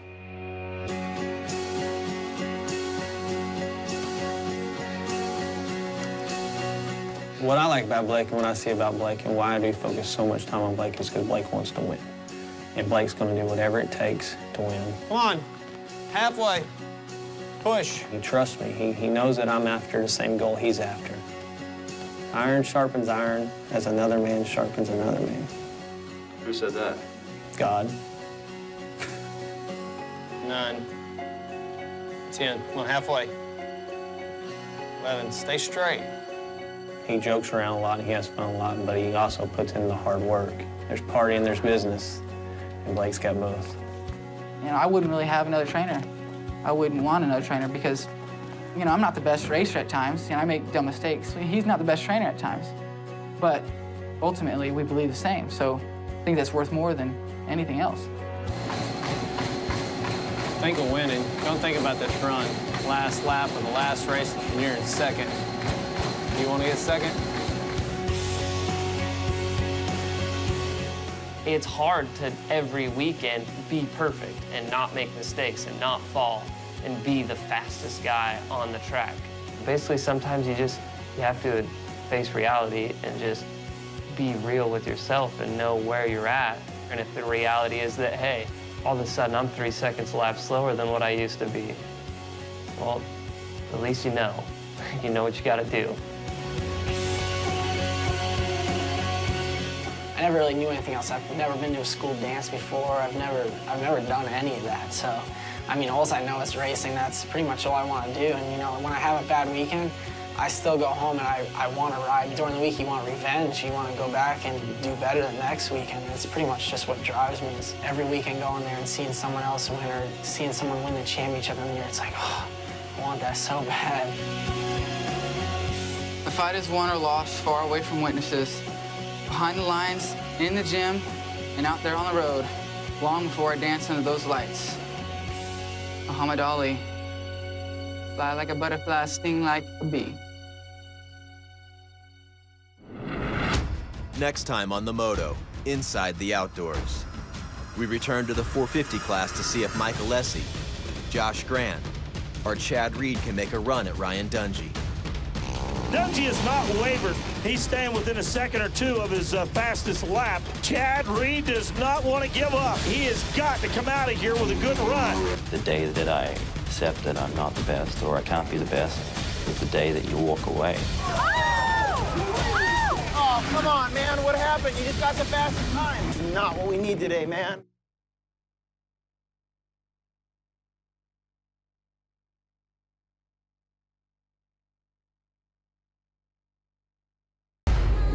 Previously on the Moto, Inside the Outdoors. We have witnessed several 450 class racers show flashes of brilliance. But after 5 races, Ryan Dungey has dominated, leaving the competition in disarray. You know what's weird about this sport? If you're not doing what Ryan Dungey's doing, then every rider says it's a frustrating disappointment. This sport is weird like that. I mean, they always say, you know, no one remembers second place. Once you've won, and especially at this level, it's difficult to take a step back and try to accept anything else. I always have a hard time going to sleep at night because I'm always thinking of ways of how I can be better. It's what we work so hard for. You know, you hear people that say, oh, you know, I've worked really hard this week. It's not like that. You know, you work your ass off, then to fail and get second, it's just not good enough. So frustrating. You're going to the races going, all right, what's going to happen this weekend? In this week's episode, our 450 heroes return. What happened to you? And for some riders, dreams will be destroyed. What happened? Please tell me.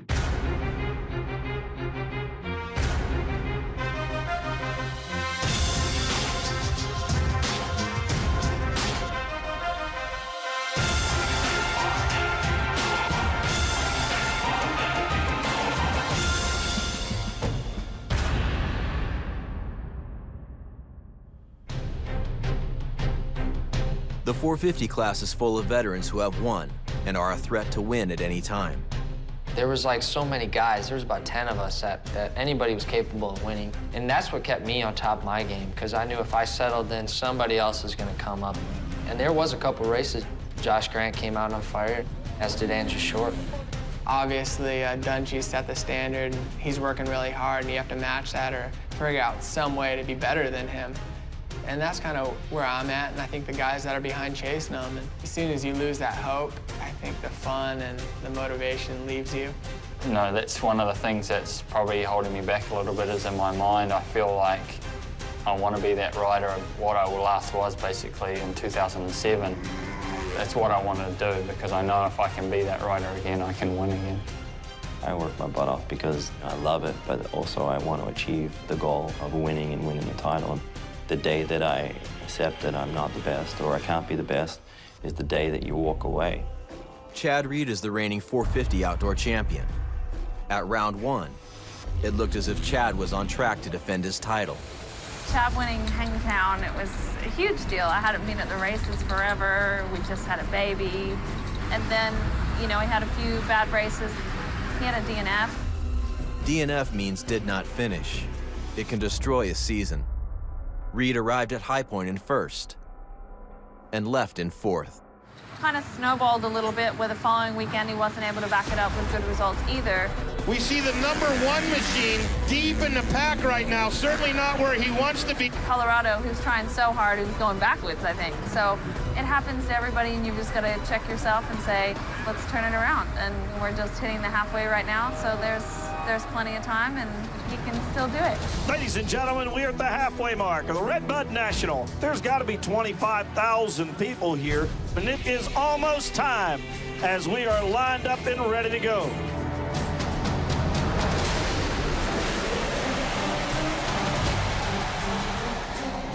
Andrew Short followed by Ben Townley, then Dungey. Chad Reed has a good start.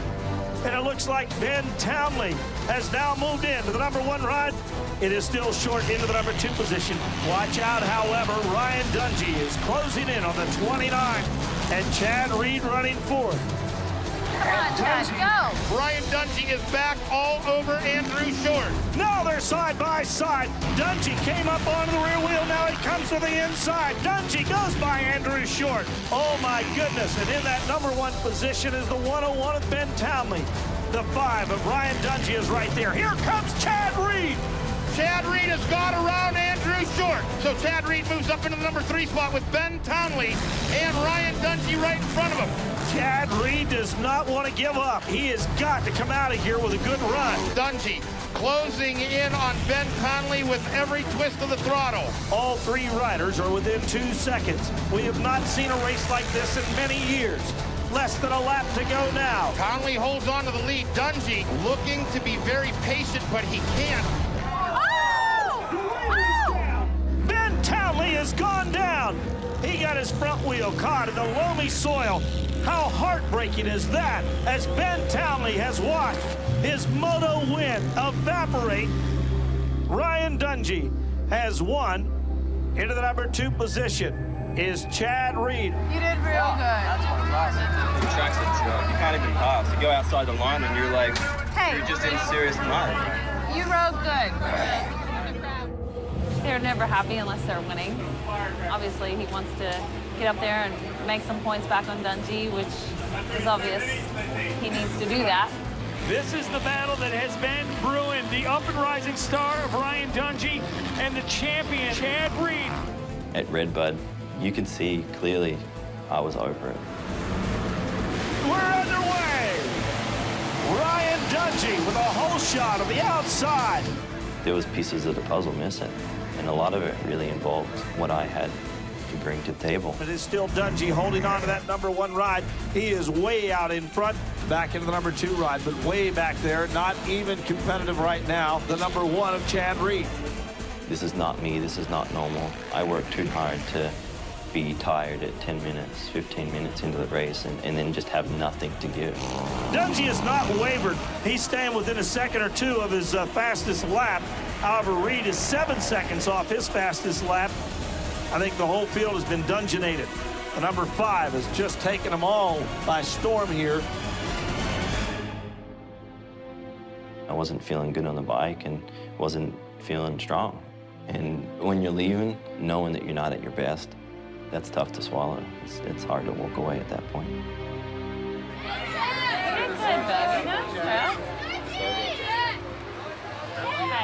I knew, I could sense it. I just knew something was wrong, you know? That you look at the amount of effort that you're putting into it and then the inconsistency that I was feeling within my own body, it just wasn't normal. So immediately Monday morning, you know, Ellie and I went to the doctor. I got a lot of blood work done. The results of Reed's blood test revealed that he had mono and the Epstein-Barr virus, illnesses some athletes contract due to fatigue. His advice was like, you need to step away and we need to be aggressive with it. Started immediately on aggressive treatments. The virus spelled the end of Chad Reed's season, a season he had dedicated to his fallen friend, Andrew McFarlane. And that's probably what hurts most this season, is that I really wanted to win that title for Andrew, and I didn't get it. You know, I didn't even get to finish the season.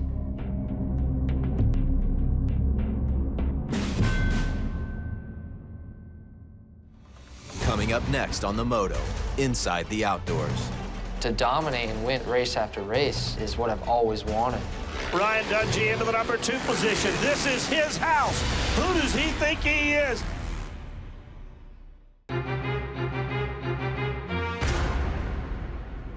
In an individual sport, disappointing races are universal and inevitable, and very few have the resilience to recover. At round 1, Ryan Dungey had the worst race of his career that didn't involve a crash. Bummer, man. In a 12-race series, one bad race is not the issue. The important element is how you respond. But, you know, he was bummed, and he told me afterwards, he goes, man, that wasn't me. I'm much better than that, you know? I'm gonna prove it to you guys. He goes, that is definitely not me out there. He proved it. 18-second lead for Ryan Dungey. That's Ricky Carmichael type lead. So we just came out to the second race ready to go. It was nice and hot there, and it was just perfect conditions for him, you know? So the Rockstar Makita Suzuki team has done their homework. Being that we weren't a challenger at the first race, it kept us under the radar. It was like perfect. The internet people are wondering what happened to Ryan Dungey. Was the Supercross too much? You know, hey, these guys are back, you know, so-and-so's back, and he's fast, and he's on a different bike, and yeah, baby. It was perfect for us, because we stayed under the radar, all that stuff. Nobody wanted interviews from him. We have got a brand new leader in the Lucas Oil AMA Pro Motocross Championship. And then the following race is just getting his confidence up. But I would have never expected him to be this dominant, you know? Went 1-1 at Freestone, 1-1 at High Point, and right now 3-1 here at Budds Creek.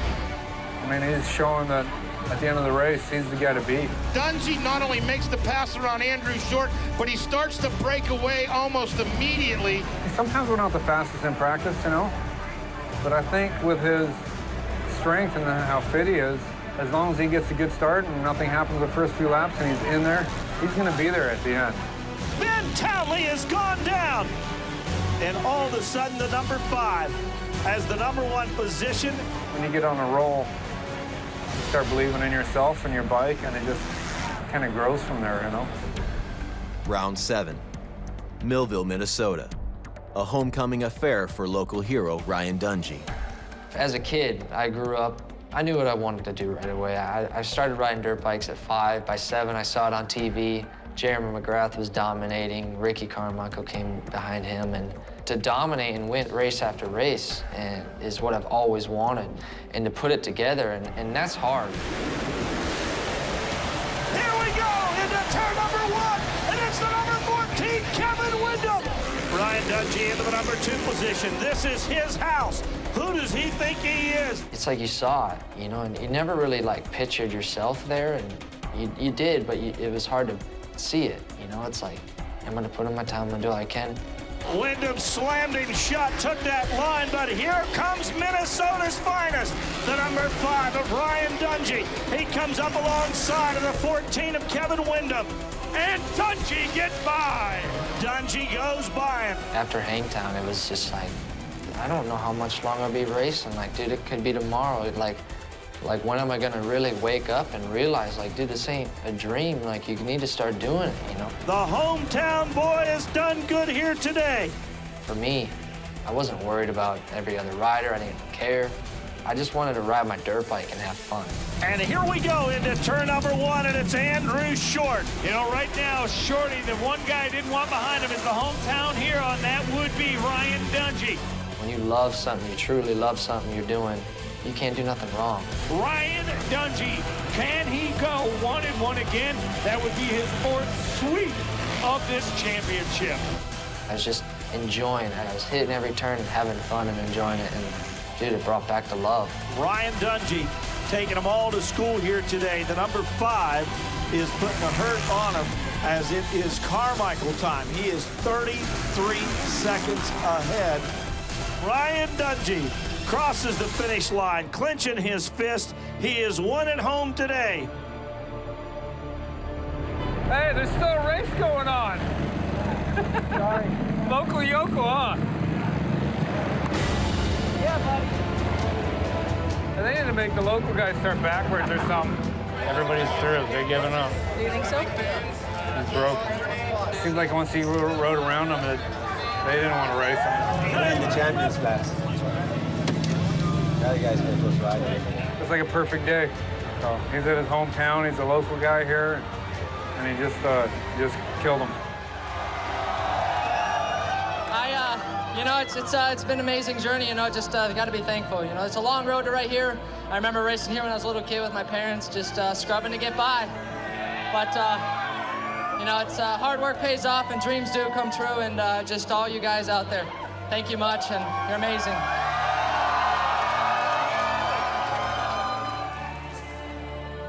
Josh Grant is being attended to right now by the Asterisk Mobile Medical Unit. Grant, a hard-fought battle here today.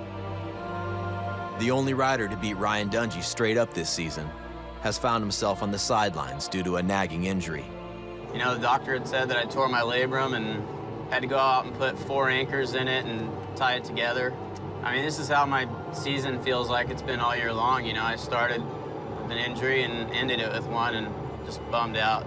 It sucks, but that's how it goes.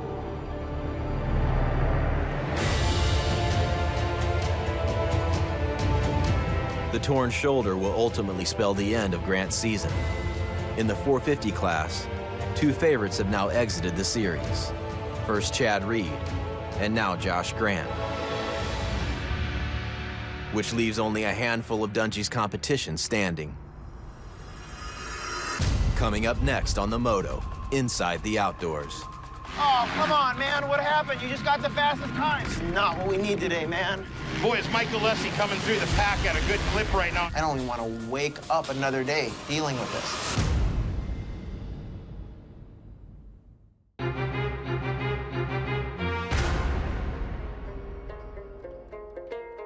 Hilliard, Florida, home of the Ironworks Gym.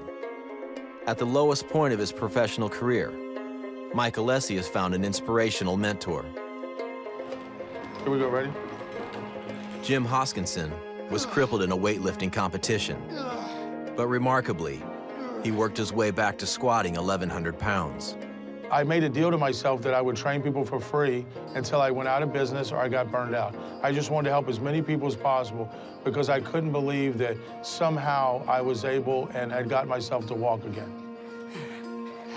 To be honest with you, life sucks a lot more than it is awesome. I spend my time with the people who want it the most. And Tony's the guy who came here, and I'm sure he would be glad to pay me whatever, but that's not what's important to me. I push you because I know you're a champion, man. And you got the raw end of the stick a couple of times, and you never made excuses, you just kept on trucking. Yeah, Mike was never pushed before, he's never tested. Now he's got a sense of humbleness. Built, not born. Come on, man. Oh, Mike, 2, 1, that's it. Now he's teachable. Now it's humbleness and hungry. You'd be surprised how hungry you are when you're told you can't have it anymore. Round 8, Washougal Raceway. Mike Alessi has slipped into 7th place in the point standings, but his speed in the early morning practice session gave his father Tony hope. All right. Yep, he's better again. Something happened. Something wrong? What happened? Oh, come on, man. What happened? You just got the fastest time. What happened to you? What happened? Please tell me. When did you fall? Is it hurting? Dude, you got the fastest time. What happened to you? Are you gonna be all right? Come on, man. This is your day today.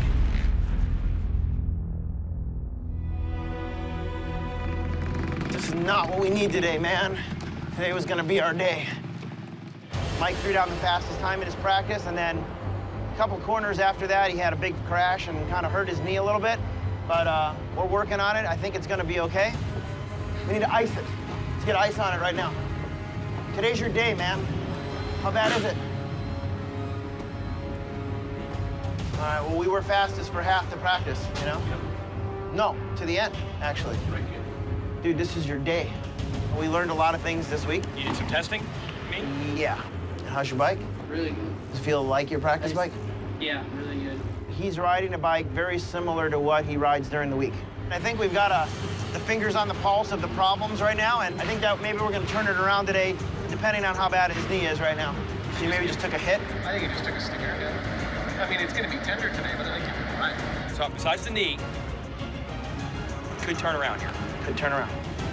Good afternoon, everyone, and welcome to Washougal, Washington. By Washougal, Ryan Dungey had set himself apart in the front of the championship race with an 89-point lead. In Moto 1, he added to that lead with his 11th Moto win of the year. But behind him, the points battle for 2nd and 3rd is wide open. Just, dude, do it. Bike's good. I think the bike's gonna work a lot better. Okay, let's do it this time. Get it out front, dude. Things are starting to heat up, Mr. Cotter. Oh, no question about it, Rob Bitus. We'll be fast on this dirt, though. Mark my words, we're gonna be out there. 2 bike lanes.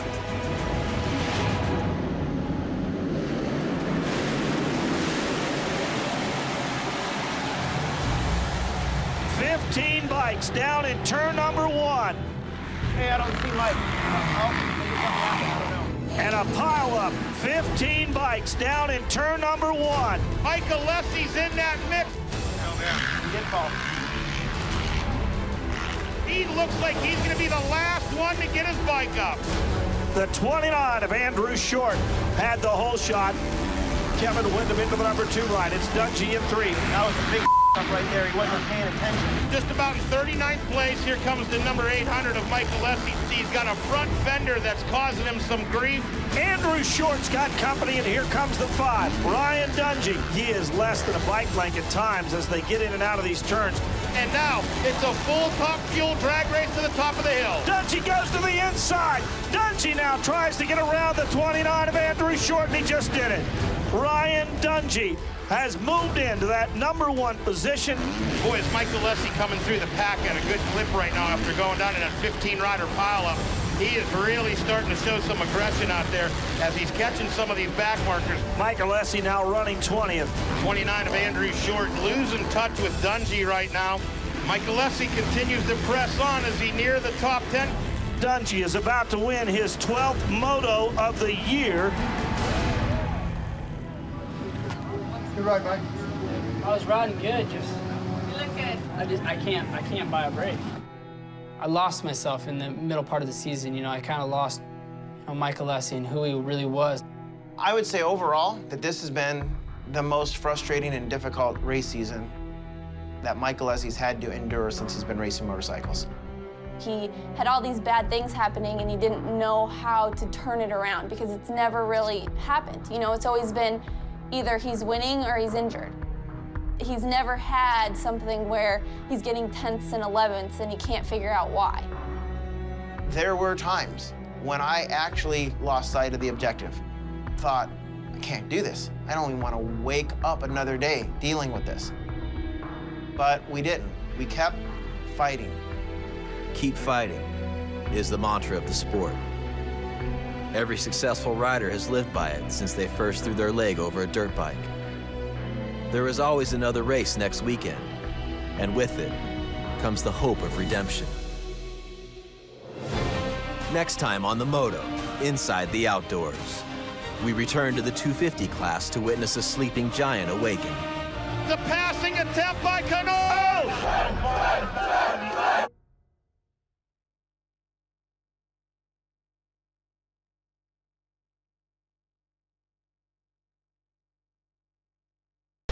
Previously on the Moto, Inside the Outdoors, 3 riders entered the 250 class, and all 3 experienced the harsh reality of motocross. Martian is not doing what he expected to. This sucks. Justin is really not happy. I feel bad for him. We are in Texas, and he's a proud Texan, and I think you'll see the best he can give today. Come on, come on, come on, come on. Something has happened to Blake Ward. Didn't even finish the second moto. Tough break for Weimer. He's been struggling a bit outdoors this year. There's guys that are, mentally, they're just not ready when the gate drops. And they're one of those guys right now.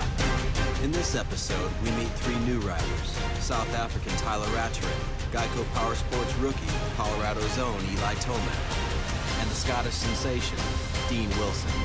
I know. It's okay. You fought, dude. You fought.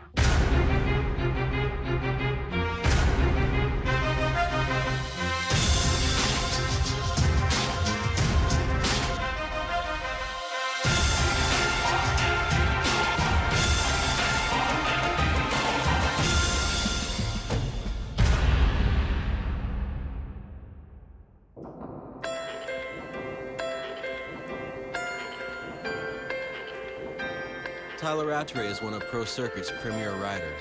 The South African, like most foreign riders, had a dream to race in America. This is Tyler's 2nd season racing the Outdoor Nationals. Last year, his expectations were not fulfilled due to injury. Struggles have been no stranger to Tyler. They have been with him since childhood. Well, my mom and father split up when I was about 3 years old, and then my mom met my stepdad. He pretty much coached me when I was 5 years old, learning to ride a dirt bike, and he gave up a lot of his time for me to come over here and race in America. And yeah, I think if it wasn't for him and one of my big sponsors in South Africa, then I don't think I would be here today, because we financially didn't have the money to really even go to the shop and get food. Yeah, when we came home from school, we used to just have cereal for lunch because there wasn't any food in the house. My plan was to come here and race for Mitch's team, because I know he's the best team here in America in the lights class. So Mitch said to me, when you win a world championship, then you can come over and race for my team. Remarkably, Tyler did just that, winning the 2008 World Championship. I think Mitch likes guys that work hard, and the guys that don't work hard, he makes suffer. But they should.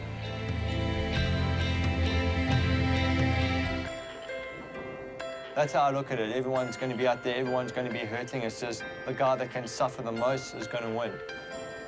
That's the best. Cycling into headwind and feeling that burn. I love it. Feels so good. Just makes you stronger. Here comes the styler. Tyler Rattray trying to scrape and climb his way back into championship contention.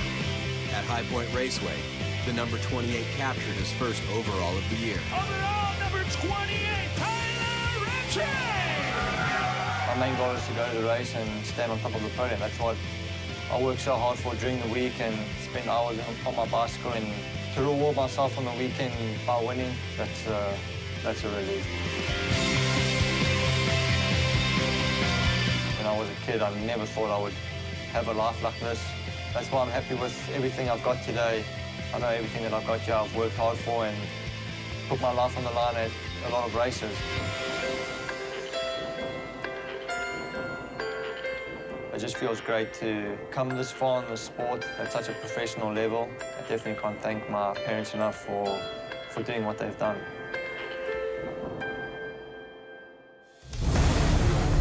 Tyler Rattray enters round 4 at Budds Creek Raceway.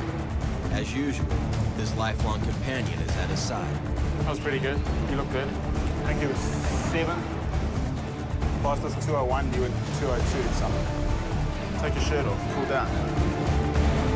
Well, Wayne's my stepdad, so he's grown up with me since I was 5 years old.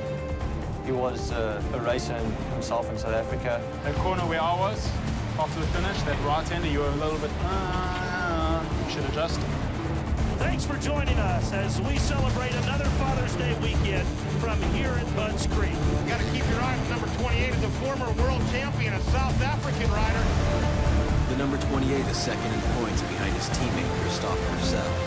Tyler intends to repeat last week's win, a difficult task in a field so deep. Christophe Purcell, he's changed his clothes and Superman is on it here today. Barsha now goes into the number 3. Eli Tomac has dropped into the number 4, so he has gone 2 to 4. Rattray in 5. Tomac had a slow one this last time around. Tyler Rattray is right on his rear wheel. Oh boy, he's going on the backside of Tomac and it's going to be close. He's got the drive. And Eli Tomac, he got hit by a kicker, and now Tyler Rattray. Tyler Rattray has made the move. And I have to say, this guy is the guy that seems to get through the groove in the first 15 minutes and then really turn it up. Purcell still holds on to the number 1 ride. The battle is for the number 2 position.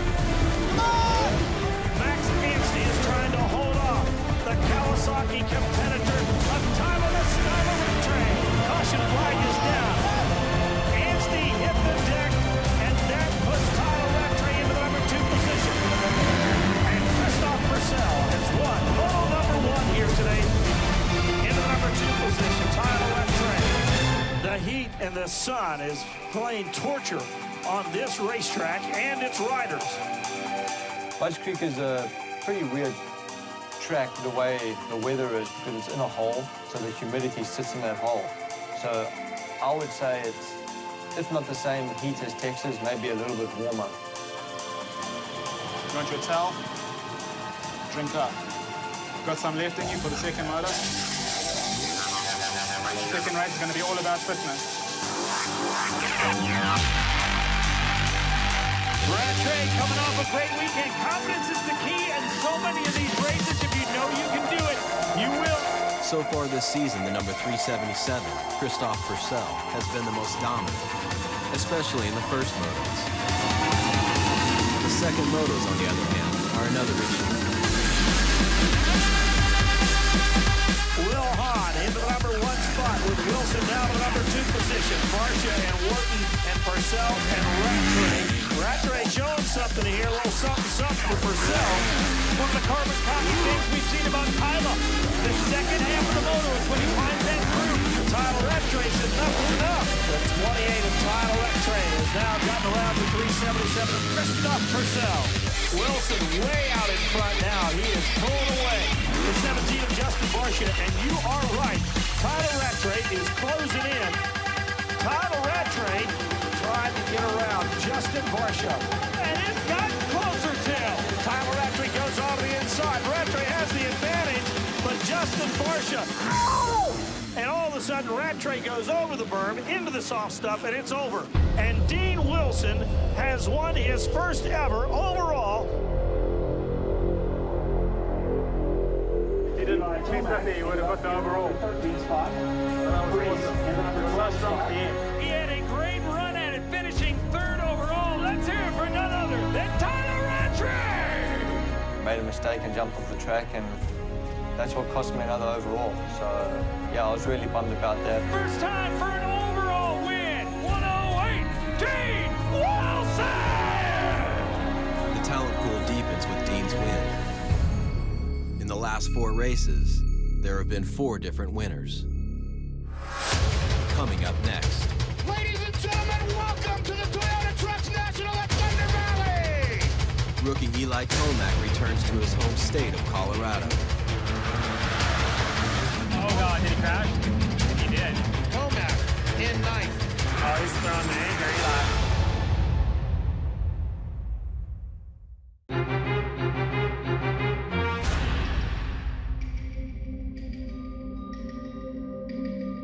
This year, Geico Powersports acquired Colorado rookie Eli Tomac to their race team.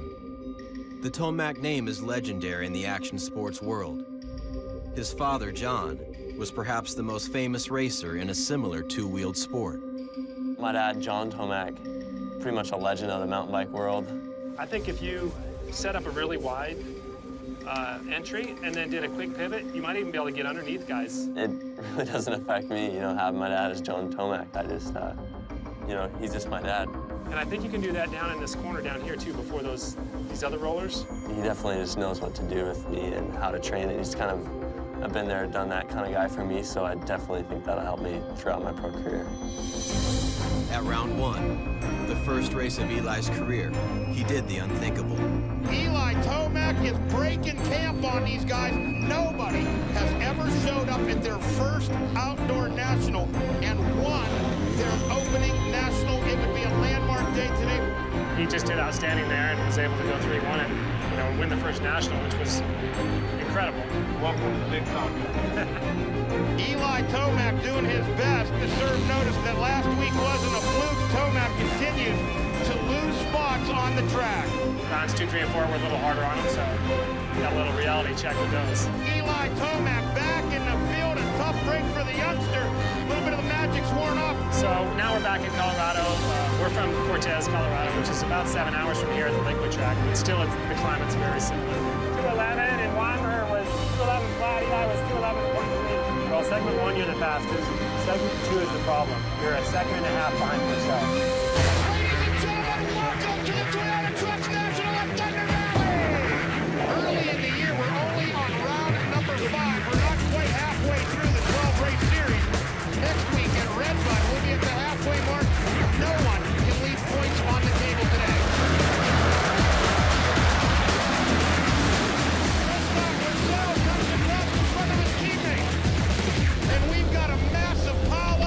Oh, God, did he crash? It's on the inside of that pile. No, that's Barsha. Eli Tomac is on a little bit of a surge right now. He's coming up on Cole Seeley. Now he's talking about running 9 or 10 spots. Oh, he got him. Yeah, he got him. Now he's going to have to clear track. Hey, look at that. 14. Starting to get those guys. When he sees them, he's going to get all pumped.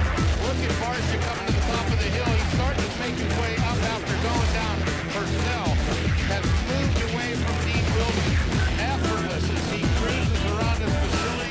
6-7. I think Eli's 8. Then we see Eli Tomac, 2:43. Check and flag out for your winner, Christoph Purcell. 57.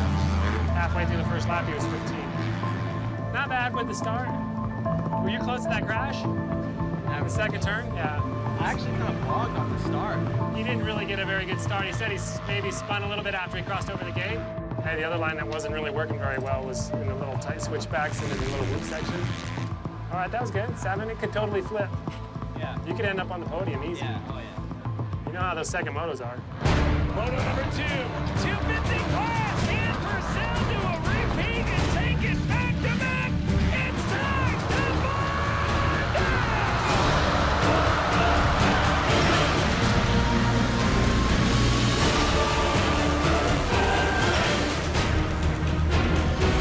Ray Kennard, followed by Warren, Dean Wilson, Christoph Purcell.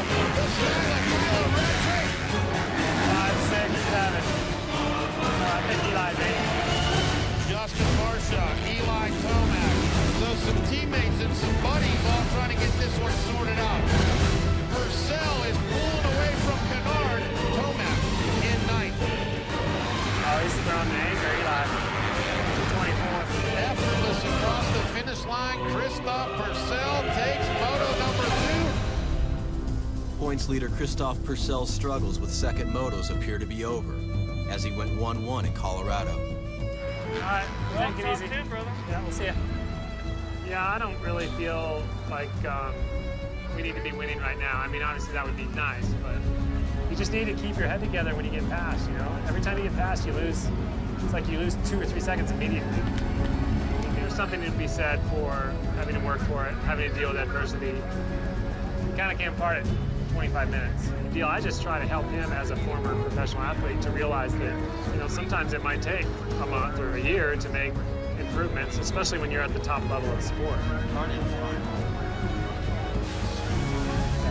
Well, we can deal with that. You need to just fight a little more, you know, when you're in those close spots.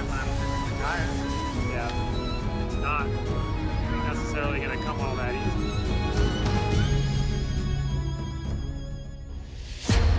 Coming up next, Dean Wilson heads to Redbud to take on the field. He's showing the rookie speed that everyone expects out of a rookie, but he's also showing the consistency too. Like, he's there every week. And the leader is Dean Wilson, number 108. Kennard starts the reel in on the 108.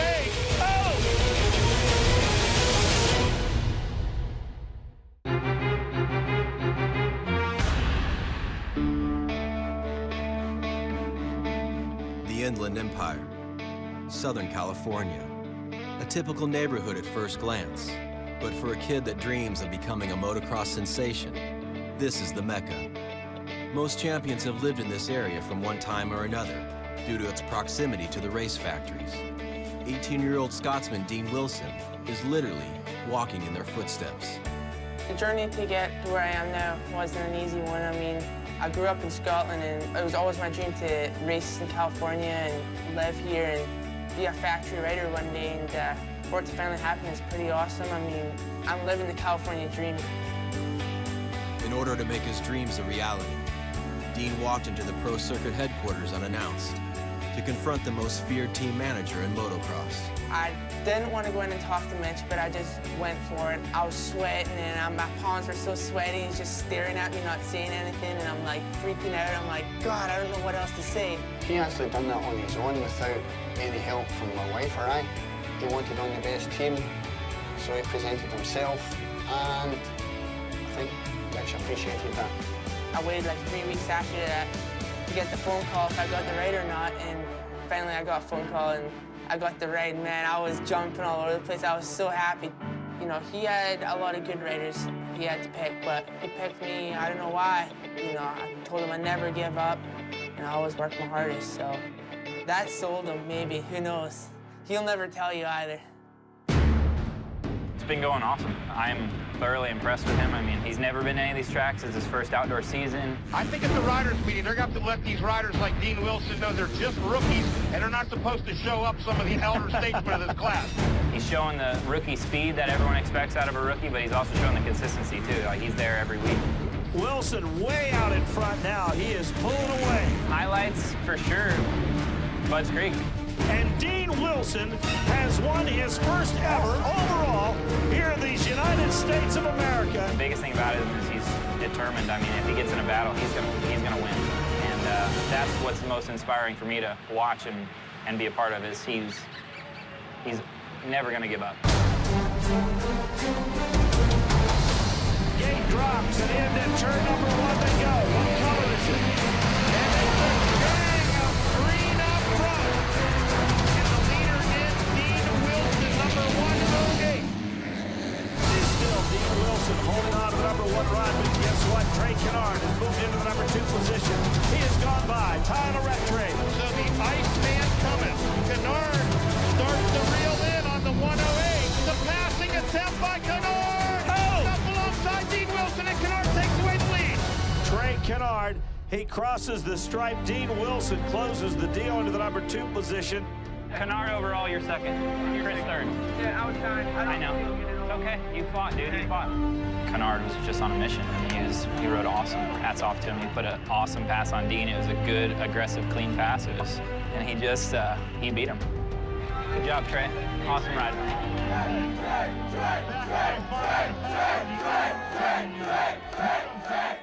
In his 3rd year in the 250 class, Trey Kennard captured his first overall win. The season is half over, and the unpredictable outdoor nationals have produced 5 different winners in 6 rounds. But one win alone is not good enough. As they say, consistency wins championships. At first, it may have seemed a little bit easier than I expected. You go out there and win your first race, and you're at the top. And really all you can do from there is, go down. A 2-week break allows our riders to return home as they attempt to maintain a normal life.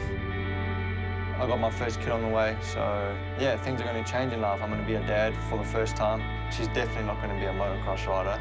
It's been a dream of mine to have my own family, because that's too dangerous. Look how small this thing is, man. That's crazy. I've spoken to a lot of my friends that have got kids back in South Africa, and they say winning a national, going 1-1 there's no better feeling and having a little kid. So I'm definitely looking forward to it. And this is all the outfits. Mommy loves me. Daddy loves you more. Got a little Uggies. Yeah, I came from nothing, and yeah, to give my daughter this is really awesome. When I was growing up, it was pretty tough. If she wants something, she needs to work hard for it. I don't really think of racing every day of my life. I also have a normal life that I want to live. I just don't want to put my mind on racing, and during the week I do my work, and then after that I've also got a normal life that I live. That's how it's done.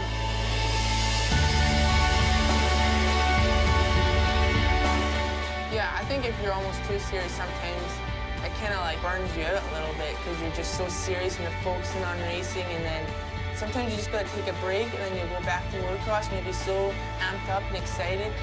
Should we wrestle for the camera? Alright, if you wanna watch this wrestle, I will seriously beat this crap out of my dad. No, that's not Being a jokester is always like good and stuff. I mean, it's fun, but you gotta know when to crack a joke. Stop! You're too wrong! No, I'm scared. Too scary. He knows to keep at this level, but he has to work hard, and he can't be your typical teenager. And it's a shame, really, because he misses out on being a typical teenager. But on the other hand, he loves what he's doing, so that makes up for it. You almost seriously killed me. Stop, man.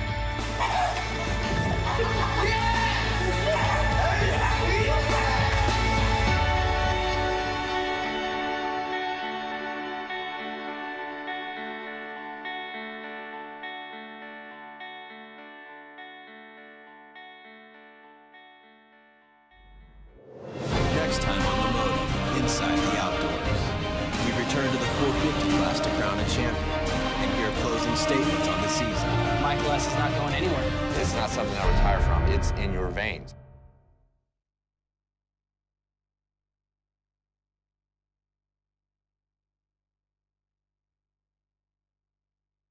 Previously on the Moto, Inside the Outdoors. As a kid, I knew what I wanted to do right away. It was like a perfect day. He's at his hometown, he's a local guy here, and he just killed him. Dungey is about to win his 12th Moto of the year. I would have never expected him to be this dominant. Obviously, Dungey set the standard, and you have to match that or figure out some way to be better than him. We have a 2-year contract with Honda, and our deal is up, and his results aren't good enough for anybody unless he's winning. Metcalf, a 250 specialist, now finding his strength on the 450. Oh, very probably. I am. 15 bikes down in turn number 1. Michael Lessie's in that mix. I lost myself in the middle part of the season. I don't want to wake up another day dealing with this.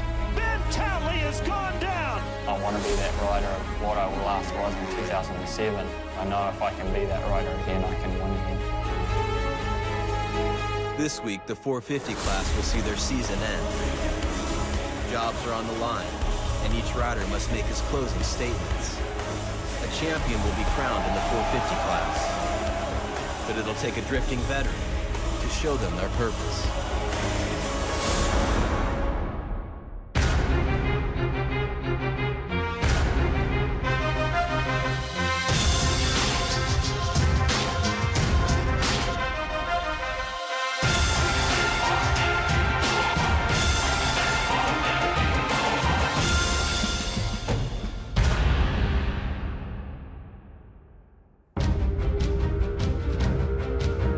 America's current economic problems have affected everyone.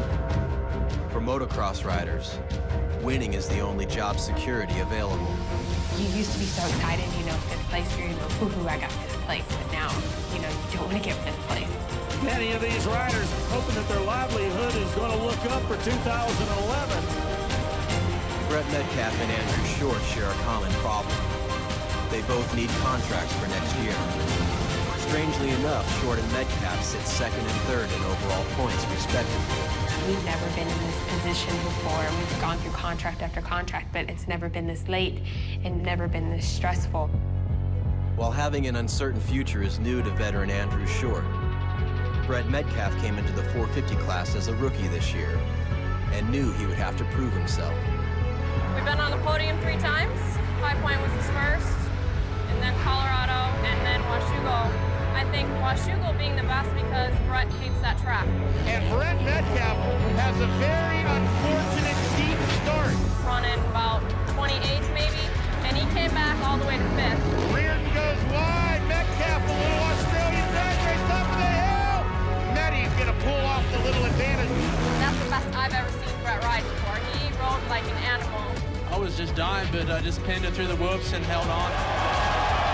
For where Brett stands right now, he doesn't have a ride for next year yet. It is his first year in the 450s. He's been second place in the championship. He's third place in the championship right now, but he hasn't won a moto before. Metcalf and Short are similar in their riding personalities. They seldom win, but are always near the top. His results have been so good. Last 5 or 6 years, you know, he's been second and third at every season. And people are just waiting for him to come out of his shell. They think that he needs to fight harder, like he's not fighting, like he's just riding around.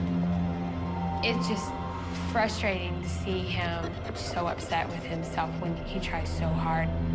For Andrew Short, round 10 at Southwick, Massachusetts is a must-win for 2 reasons. He must prove he is worthy of a contract, and he has to keep Ryan Dungey from clinching the national championship. You can't say, well, we're getting close to winning this championship, maybe we should back it down. You never know what's gonna happen. Like there's not enough traction on it? Yeah. Do you think the rear is being held down too much? It's just a machine. It can break, it can tip over. If you're just focused on winning races, whatever happens, happens. Ryan Dungey has 8 straight victories, the most ever by a rookie. Every week, and I was like, man, I just want to win. Ryan Dungey comes here today with 111 points lead over Andrew Short. The footnote is that Andrew Short had a problem in the first practice session. Had some problems with the bike and couldn't get a hot lap in. Went back to the truck, and I was actually sitting in the semi packing my bags, thinking I didn't make the motos, headed for the airport, really frustrated. Got the word that I got in through the motos through a provisional. Went to the gate, 40th. At an outdoor national, practice lap times determine a rider's gate pick for the motos. Andrew Short wasn't able to practice due to bike problems. This left him with the worst gate pick on the line and little hope of beating Ryan Dungey. Halfway through the championship, Ryan was really pulling away, looking like he's doing it pretty easy. And I think a few people were like shocked by that. It kind of takes their heart away from him. And I never once would give in to that.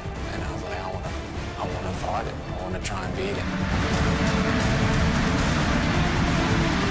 Going into turn number 1, it looks like Metcalf, the number 24. Pulled the whole shot and just started riding really, really good. Come on, hit it, Brett.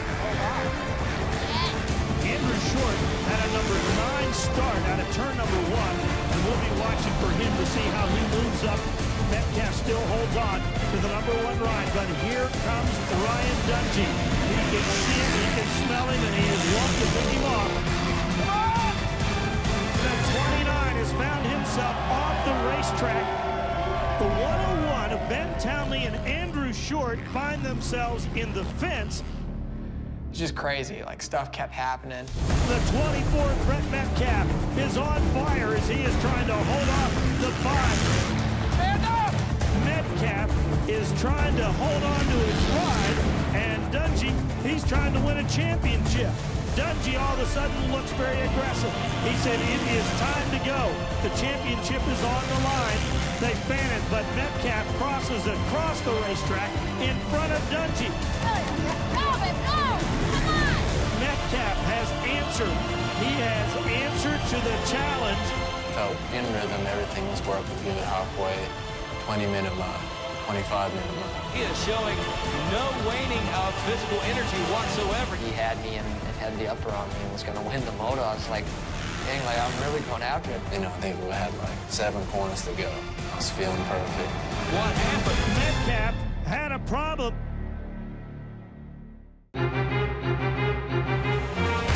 Here they come, up and around the announcer's tower one more time. Ryan Dungey is trying to run down the 24 from Metcalf. Metcalf is trying to hold on to his ride. Dungey, he's trying to win a championship.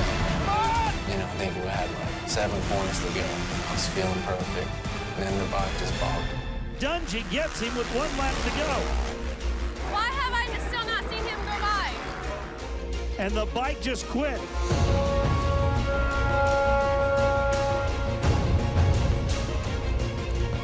And the checkered flag comes out. Ryan Dungey has won it. It was a bad feeling. It was disappointing, frustration. It was a lot of things. But the biggest thing I took from that was, man, I felt like I did everything perfect. Got back to the pits. First thing Brian said, Shorty DNF too. They're pushing Andrew Short's bike off the racetrack. So Andrew Short is going to be a DNF. I ran out of gas last lap. I've been bummed before, but never like that. I was in shock. With his victory and Andrew Short's DNF, Ryan Dungey clinched the championship 2 rounds early. Hey, we're just going to win races and keep doing what we're doing, right? Every race counts. Nothing's going to ever be enough. That's right. Perhaps such a mundane reaction to winning the title may seem absurd to most. But for Ryan Dungey, it's the only way to be. That's what's hard for me. Like, I feel like if I'm going to settle and get caught up in the moment, I'm going to lose it. And, you know, I friggin' just won the championship. Like, dude, we won it. I'm worried about the next race. Like, I want to win the next race. I don't, like, let's worry about this later. I'll talk about it later. Winning a championship would be a dream come true for any racer.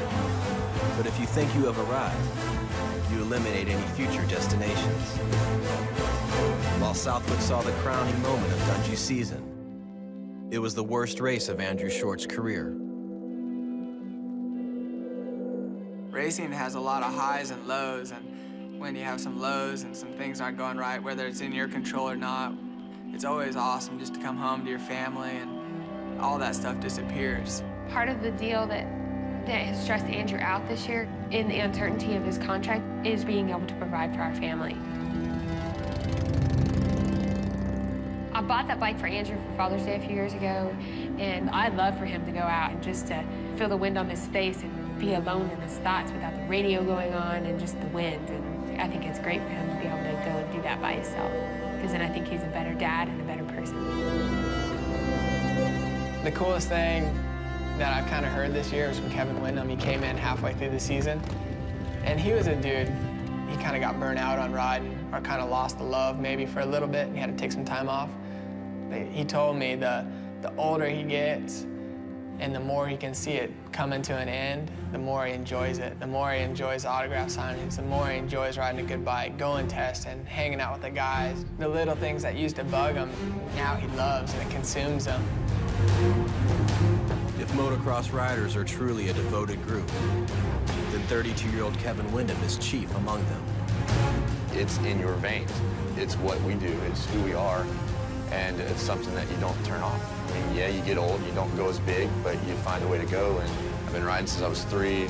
I'll be 33 at the start of next season. It's who I am. It's not something I retire from. You can't retire from who you are. Despite being 10 years older than most in the class, Windham has proven to be more than a novelty this season. Here we go into turn number 1, and it's the number 14, Kevin Windham. Oh my goodness, I've got goosebumps. Kevin Windham out of retirement. Windham returned to the outdoors in round 7 and shocked the industry by leading half the race before Dungey passed him. To get started on that note was incredible. Just smiles across the board, and from that point on, it was like this was the right decision.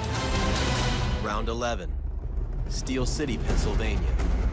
Despite clinching the championship a week ago, Dungey and Team Suzuki are still hungry for a win. There's a bunch of good guys out there, and all those guys are hungry too. They don't want to see this young guy in all these races. I mean, they want to be there just as bad as he does. The disastrous results that both Andrew Short and Brett Metcalf suffered at Southwick have given new life to other challengers seeking a 2nd or 3rd place finish in the championship.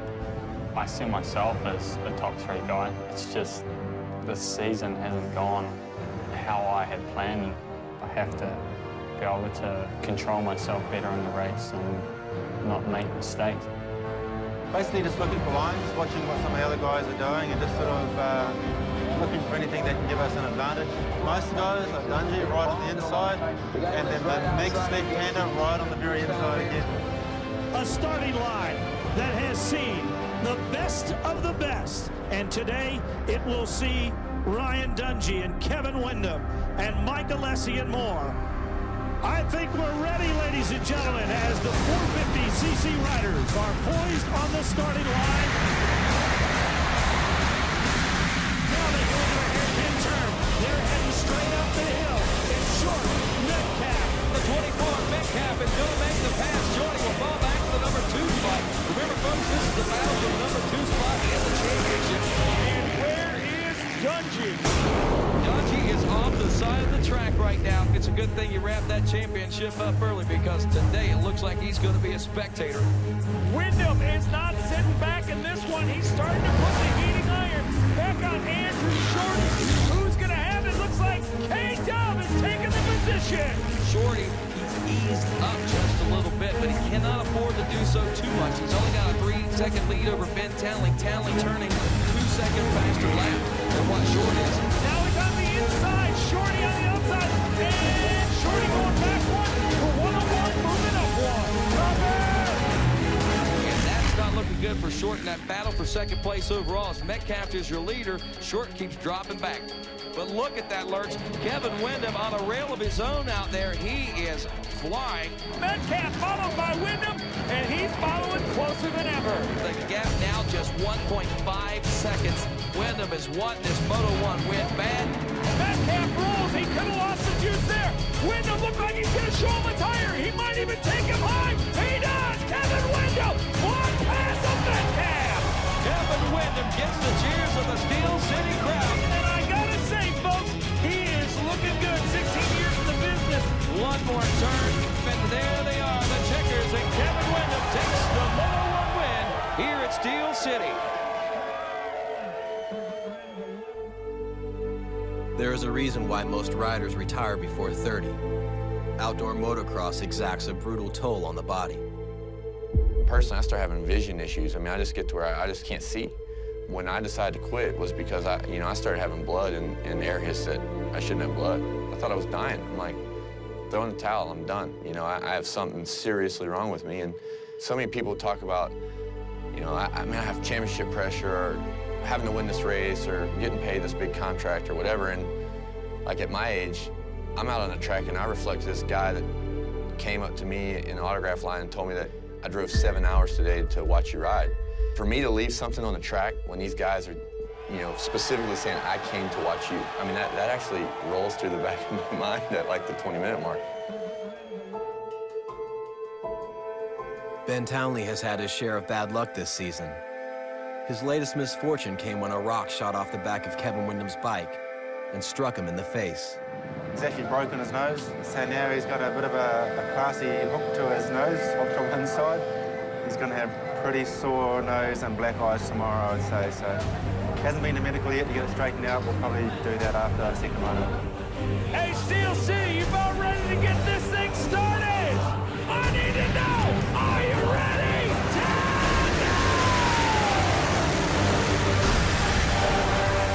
The gate is down on this one, and whoa, we got a mad dash in the first turn, and craziness taking place as we see several riders going down.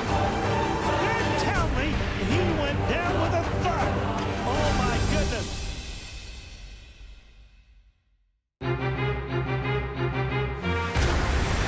The gate is down on this one, and whoa, we got a mad dash in the first turn, and craziness taking place as we see several riders going down. Ben Townley, he went down with a thud.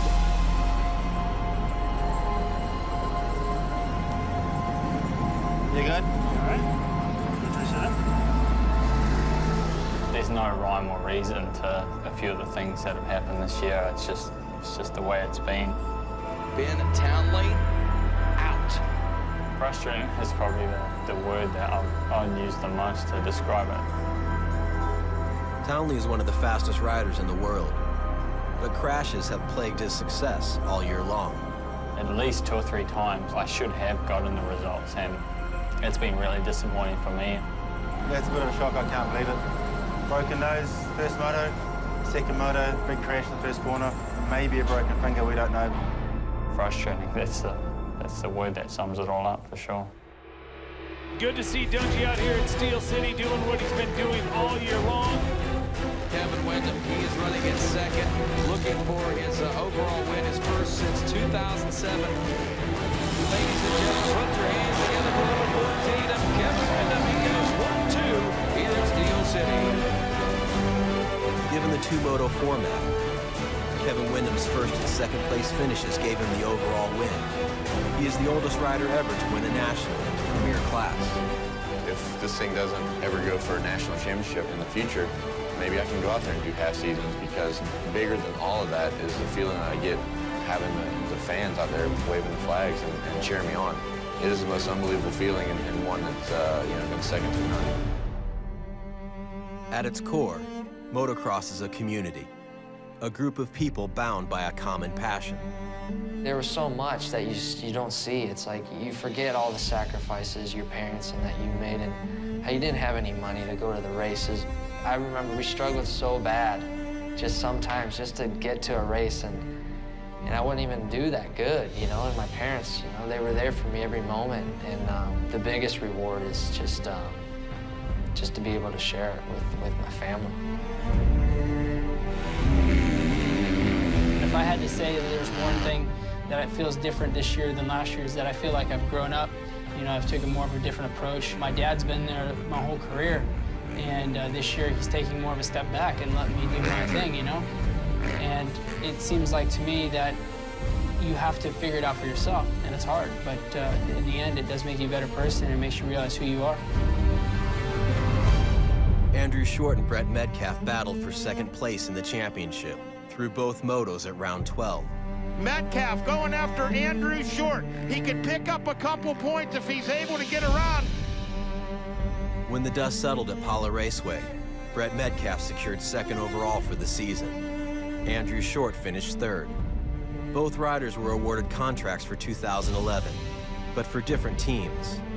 Andrew Short will join Team KTM, and Brett Metcalf Factory Suzuki. Where I've come from in my career is a long way away from Australia. And I've always dreamed of coming to the States, being one of the top riders. And it hasn't been the easiest transition for me when I came. I wasn't the guy that came here and lit the world on fire with amazing results, and it just didn't happen. So it kind of knocked me down a little bit. But every year I've never given up, and I've just wanted to go forward and forward and forward. And I've done that every year. I look back and I've progressed. And it's for anybody out there that doesn't make it immediately into the big limelight. Don't give up. You know, I've never given up. And now I'm second in the Motocross Championship. It's an amazing feeling. So it can come true. And my goal is to not be second, it's to be on top. So that's next year. On the season finale of the Moto, Inside the Outdoors, the 250 Championship comes to an epic conclusion as Christophe Purcell struggles to hold off an emerging Trey Canard. Purcell trying to not repeat what he saw at the end of the 2009 season. That was to see that points lead slip away. In order to get into this championship, we're still going to need a big mistake from Purcell, if not a DNF. Christophe Purcell is on the deck. His bike is laying right into the center of this facility. This is the opportunity that Trey Canard was looking for. He has gained 25 points on Christophe Purcell. I kind of knew at that point that I was at least in his head a little bit. That's when it started looking possible. There is a chance, you know, 7 points is not much. This is going to be one for the ages. And here's the battle for the national championship. You can do it! You can do it!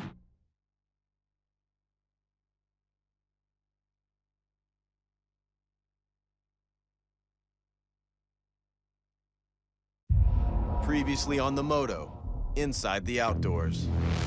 When you look at the names, if this is how the stage is set, we are in for an exciting year of racing. 4 of the 8 riders featured in the 250 class have seen their championship hopes disappear. Came in that season, obviously wanted to win a championship, and how the first race went was like terrible. All I could think of is when I didn't finish that race is Chuck Norris and George Bush were disappointed. It's hard to every weekend be perfect and be the fastest guy on the track. You go out there and win your first race, and really all you can do from there is, go down. Out of the 4 remaining 250 riders, both Tyler Rattray and Dean Wilson have won overalls. But their efforts have been overshadowed by a pair of racers that have emerged as the main event. The first has been the most dominant rider this season, with a staggering 55-point lead. He is French enigma, Christophe Purcell. The other is a blue-collared kid from Oklahoma.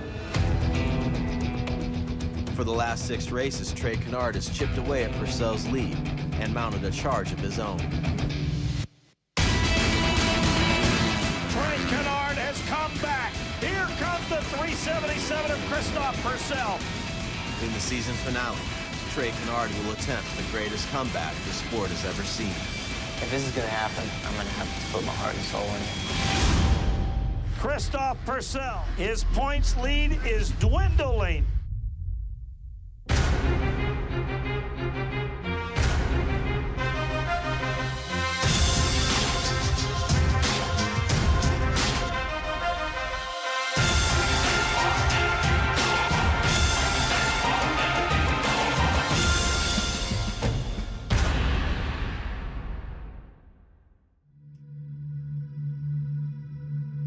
Last season, Christophe Purcell was 25 points ahead in the series, with 2 races to go. A mechanical issue at Southwick was perhaps the most unfortunate situation a points leader has faced in the sport's recent history. Purcell lost the championship by 3 points.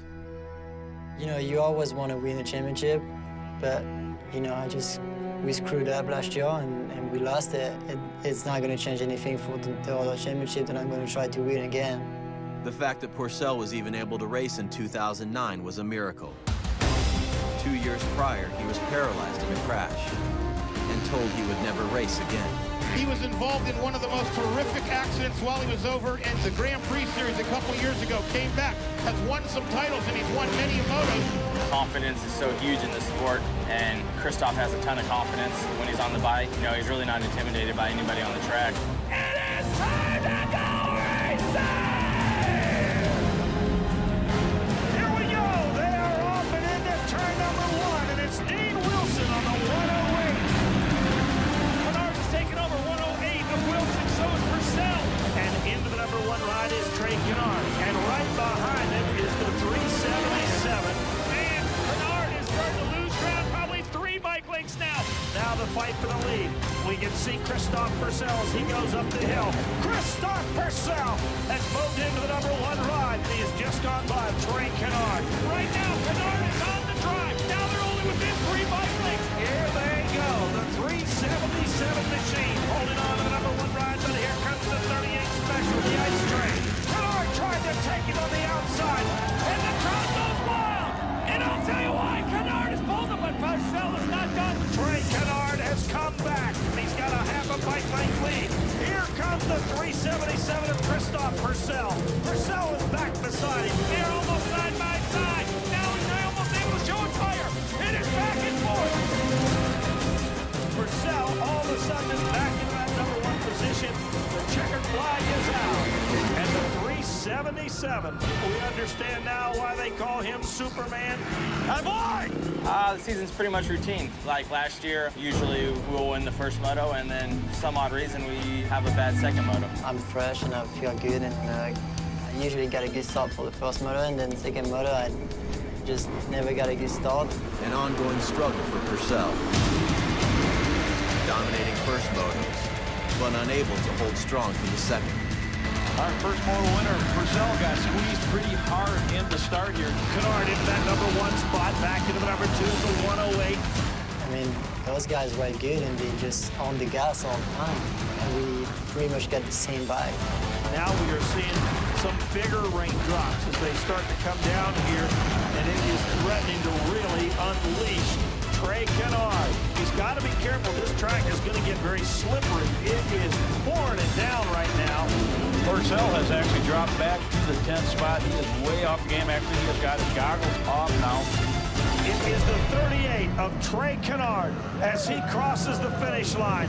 And Canard has won it here today. When you're the top guy, everybody's waiting for you to be like winning all the race. And if you have a bad weekend, sometimes you win the championship in a bad weekend and you're not even on the podium. There's always that theory of having a DNF and losing a lot of points, but at the same time, the guys in front of you are making up points, so you kind of got to pick and choose your battles, and I guess he didn't want to battle that time, or he didn't have enough energy. I tried to tell him all through Supercross he needed some swagger. He needed some swagger because he's such a humble guy that he doesn't want to be cocky. And I think that almost holds him back, where he's like, you don't have to be cocky, but you got to have enough self-confidence and believe in yourself that you're the man. Last year at High Point Raceway, while he was leading the Moto, Trey Canard endoed on the base of a step-down landing and broke his wrist. The compound fracture was the end of Trey's season, his second season in a row ending in injury. Immediate surgery was required, and Trey began a 3-month healing process. This sport is vicious, you know. The saying is that you're only as good as your last race, and honestly, that's true. I don't know how people didn't give up on me, to be honest. I mean, I kind of gave up on myself a few times. Coming up next. This is going to be one for the ages. Purcell needs to make some moves. Canard is making up points in handfuls every week on him. And Trey Canard is on a roll. All of a sudden, I look to my left and see red number plates and green bike.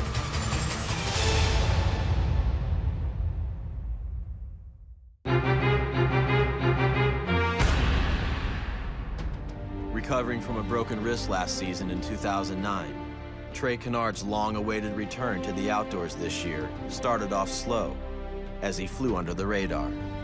I mean, the first 4 races weren't bad, and I was disappointed. I mean, all these other guys are winning, and here I am, 3 years into my career, and I still hadn't run an outdoor race, let alone an overall. And man, that day High Point, I remember sitting there in the rain and like another day not on the podium.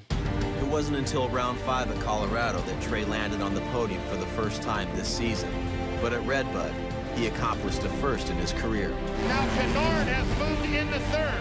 Trey Canard has got around Barcel. All of a sudden, he just dropped the hammer and he started passing guys, and I'm like, he's actually going to win this Moto. Say hello to Trey Canard, today's winner. Okay, I won one. That's unreal, you know. That's unbelievable.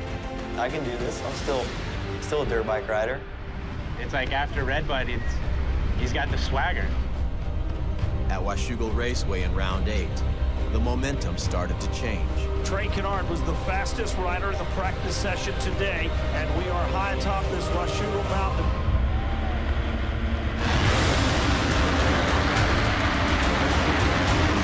It's going to be the ice train. Trey Canard with the whole shot. Christophe Purcell has a terrible start, Moto number 1. And Canard is taking them all to task. He has extended his lead. Purcell needs to make some moves. Canard is making up points in handfuls every week on him.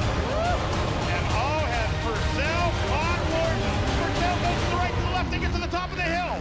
Purcell stays on the throttle, and Purcell goes by. And Purcell, the points leader. He won a national championship here in the United States. Purcell's going to work on Weimer. Does he get the pass done? And Christophe Purcell has got around Jake Weimer. And Trey Canard standing on the pegs of his motorcycle. How was that? Christophe Purcell was 9.6 seconds back, but we too little too late. Got momentum. Yeah. I love it. Woo! Moto went just about as perfect as a Moto can go. It was whole shots of checkers. His first time in his professional career to win the first Moto. The man who has 2 overall wins in a row. He's closing up, taking bites out of that points lead. How about a big round of applause for the ice train, Mr. Trey Canard? With an emerging Trey Canard, reality sets in with the points leader. Christophe Purcell has lost 14 points to the number 38 in the last 3 motos. Christophe Purcell, his points lead is dwindling.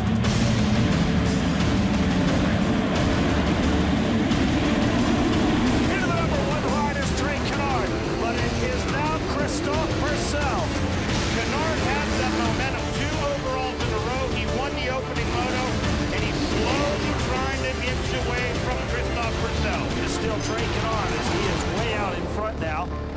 excess of 5 seconds. Canard's opened it up even bigger over the 377 of Purcell. Every lap, he has led them all here today. He is now almost 12 seconds up. The 38 out of Oklahoma has won again, and Trey Canard is on a roll. This is the swagger. He just pulled 2 whole tracks every lap. One going moto. Holy crap, that was awesome. That's the best weekend I think that I've ever had racing in my life. Now all of a sudden he's found that missing link and he's riding with confidence. And I think that's a huge thing. Just one of those races that you just look back and you just kind of smile and just know that that'll be something you'll remember forever. What was that for? Unadilla. Unadilla Raceway. With a 38-point deficit, a championship for Canard would require a fateful mishap from Purcell. This is going to be one for the ages. Purcell needs to make some moves. Canard is making up points in handfuls every week on him. We're still 38 out, so in order to get into this championship, we're still going to need a big mistake for Purcell, if not a DNF.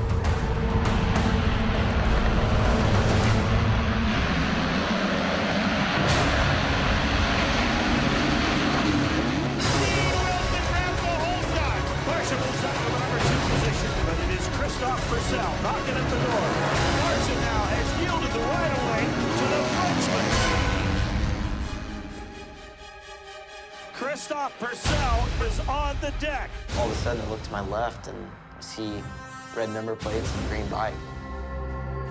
After a good start in Moto 1, Christophe Purcell crashed and DNF'd the Moto, giving Trey Canard the opportunity he was looking for.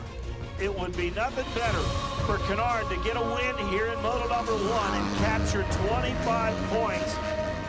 Dead even coming off the top of the hill. And now back in front goes Barsha. Barsha grabs a handful. Canard goes to the outside. It is Canard to the outside. Barsha gets stuck in a rut. Barsha goes down. Justin Barsha loses the front end and goes down. So the 38 of Canard has jumped into the number 1 position. The 38 of Trey Canard has won Moto number 1. He has gained 25 points on Christophe Purcell. For the first time in history, it was 1, 2, 3, and 4 for the Geico Power Sports team.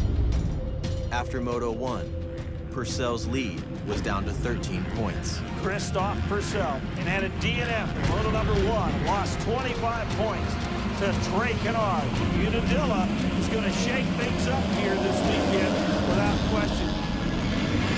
It's going to be Trey Canard, Dean Wilson, shoulder to shoulder. Canard leads. He's still followed by Dean Wilson. Then it's Tyler Rattray. Barsha, here comes Purcell. So the tide is changing, and the Geico Blizzard is about to capture some more points. It's all about the championship. We see the 38 of Canard, and here comes Christophe Purcell. Purcell is catching the 38 of Trey Canard. Purcell is now 1.5 seconds down. This is going to get interesting. There is a lap and 3/4 remaining. Purcell goes to the outside, and Christophe Purcell was able to get around the 38 of Trey Canard. Trey Canard is now just called it quits. He just took a mouthful of soil. Purcell is going to take this win. That moment at Unadilla, whenever Christophe went across the checkered flag and was absolutely stoked that he won. I mean, I don't say this in a bad way, but that's when I knew that things were coming around for me. When people were excited to beat me, when you see the guy that you fear and you kind of put up here, I kind of knew at that point that I was at least in his head a little bit, and that's when it started looking possible. Coming up next, with 3 races to go, Trey Canard inches closer to Purcell's lead, and a champion will be crowned in the final race. The 377 still out in the lead. Purcell trying not to repeat last year. This could be a championship that comes down to the last stop. And here we go, into turn number 1.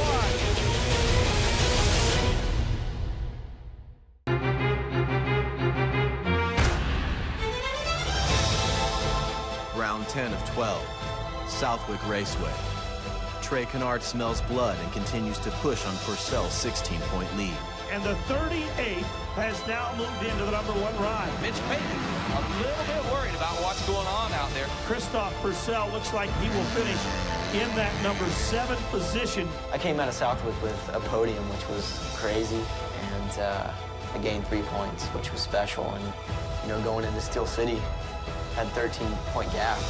This could be a championship that comes down to the last stop. Side by side they are. A half a bike length lead is what Purcell had. He's able to get a little more momentum there and able to barely hold on to the #1 spot. If this is going to happen, I'm going to have to put my heart and soul in it. Purcell, the 377 still out lead. Kennard trying a lot of different lines. He's going to the inside of Purcell. Kennard out in front right now. To look back on battles like that, you don't really care who wins. You just see an epic battle, and it's exciting. And to be a part of something like that is, win or lose, it's special.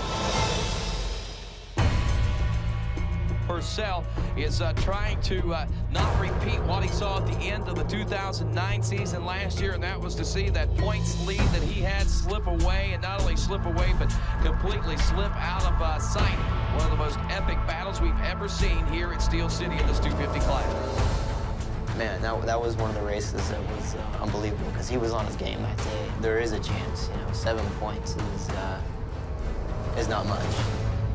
Pala Raceway, the final showdown, and a champion will be crowned. We got 2 motos left. It's coming down to 7 points between Trey and Christophe. If everything goes to plan, maybe we can get a championship out of it, should someone else beat Christophe. I think we just need him to finish 3rd one time. The guy that I'm racing is a world champion, and a respected athlete everywhere. You know, you watch him, and it's impressive just to watch. What am I losing, you know? I'm in the what? You're only 2 seconds off. Kennard has not only got to get around him, but he's got to get someone in between him if he wants any chance at all to win this championship here in the final 2 motos. You know, there was people doubting me, and I was obviously doubting it as well. But at the end of the day, I came to the line, and all that was gone. And I was focused on what needed to happen. And here we go into turn #1. Steve Wilson up front. Cole Seeley, #200, then to Styler, Tyler Redrick. And here's the battle for the national championship. Come on! Let's go, let's go, let's go! It is the 377 of Superman, but Kennard's got kryptonite in his pocket. Christophe Purcell shuts the door on the ice train, and Trey Kennard could not afford to finish behind Purcell in any moto. We've seen the 377, there's the 200. And what happened to Kennard? Kennard is down. He is over a berm, and it's over. Stick a fork in it. Trey Kennard has lost valuable positions. At that point, I was like, man, not gonna happen. And then the next lap, I'm like, you know what? Who's to say that it's not? A lot of racing left to go, and anything can happen. Kennard is gaining 3 seconds a lap. I turned it on and started catching those guys. You can do it! You can do it! Next thing I know, I see a yellow flag, and I'm like, all right, be careful, he's down. Need to charge around this guy to make sure I can catch up to those guys. And I see red plates again, and I'm like, I see him sitting there, and he's not getting out. And Christophe Purcell is on the ground. His helmet is off, and he holds his shoulder. And then everyone starts cheering. Like, I'm going around the track, and I can just hear the crowd erupting. Wow.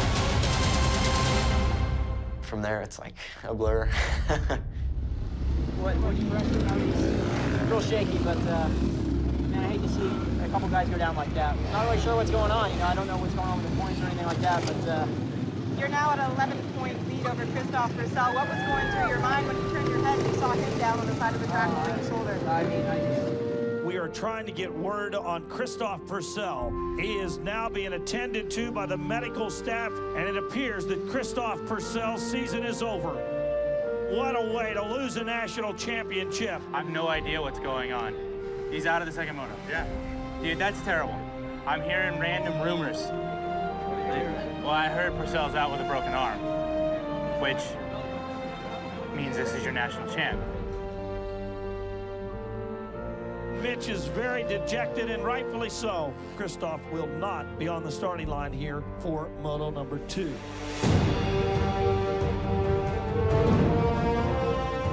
I just hope that I demonstrated a champion. You know, I hope that people see me and they go, yeah, this guy, he is a champion. You know, he's a Midwest kid who works for everything he has, and he's grateful for everything he has, and he demonstrates a great person and a true person. Good job, buddy.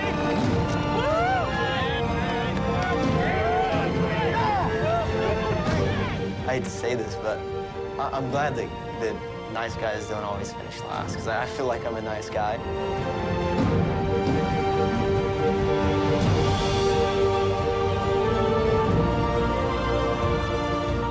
You know, I hope that people see this and maybe it motivates some kid who's on an 80 right now who maybe hopes of being a champion one day and realizes that, yeah, I can do that someday and I want to do that someday. Yeah, it's possible. You know, it sounds corny to say, but I guess dreams come true. Man, this goes out to everyone. I mean, from my mom to my dad. I know he's watching and I know he's proud.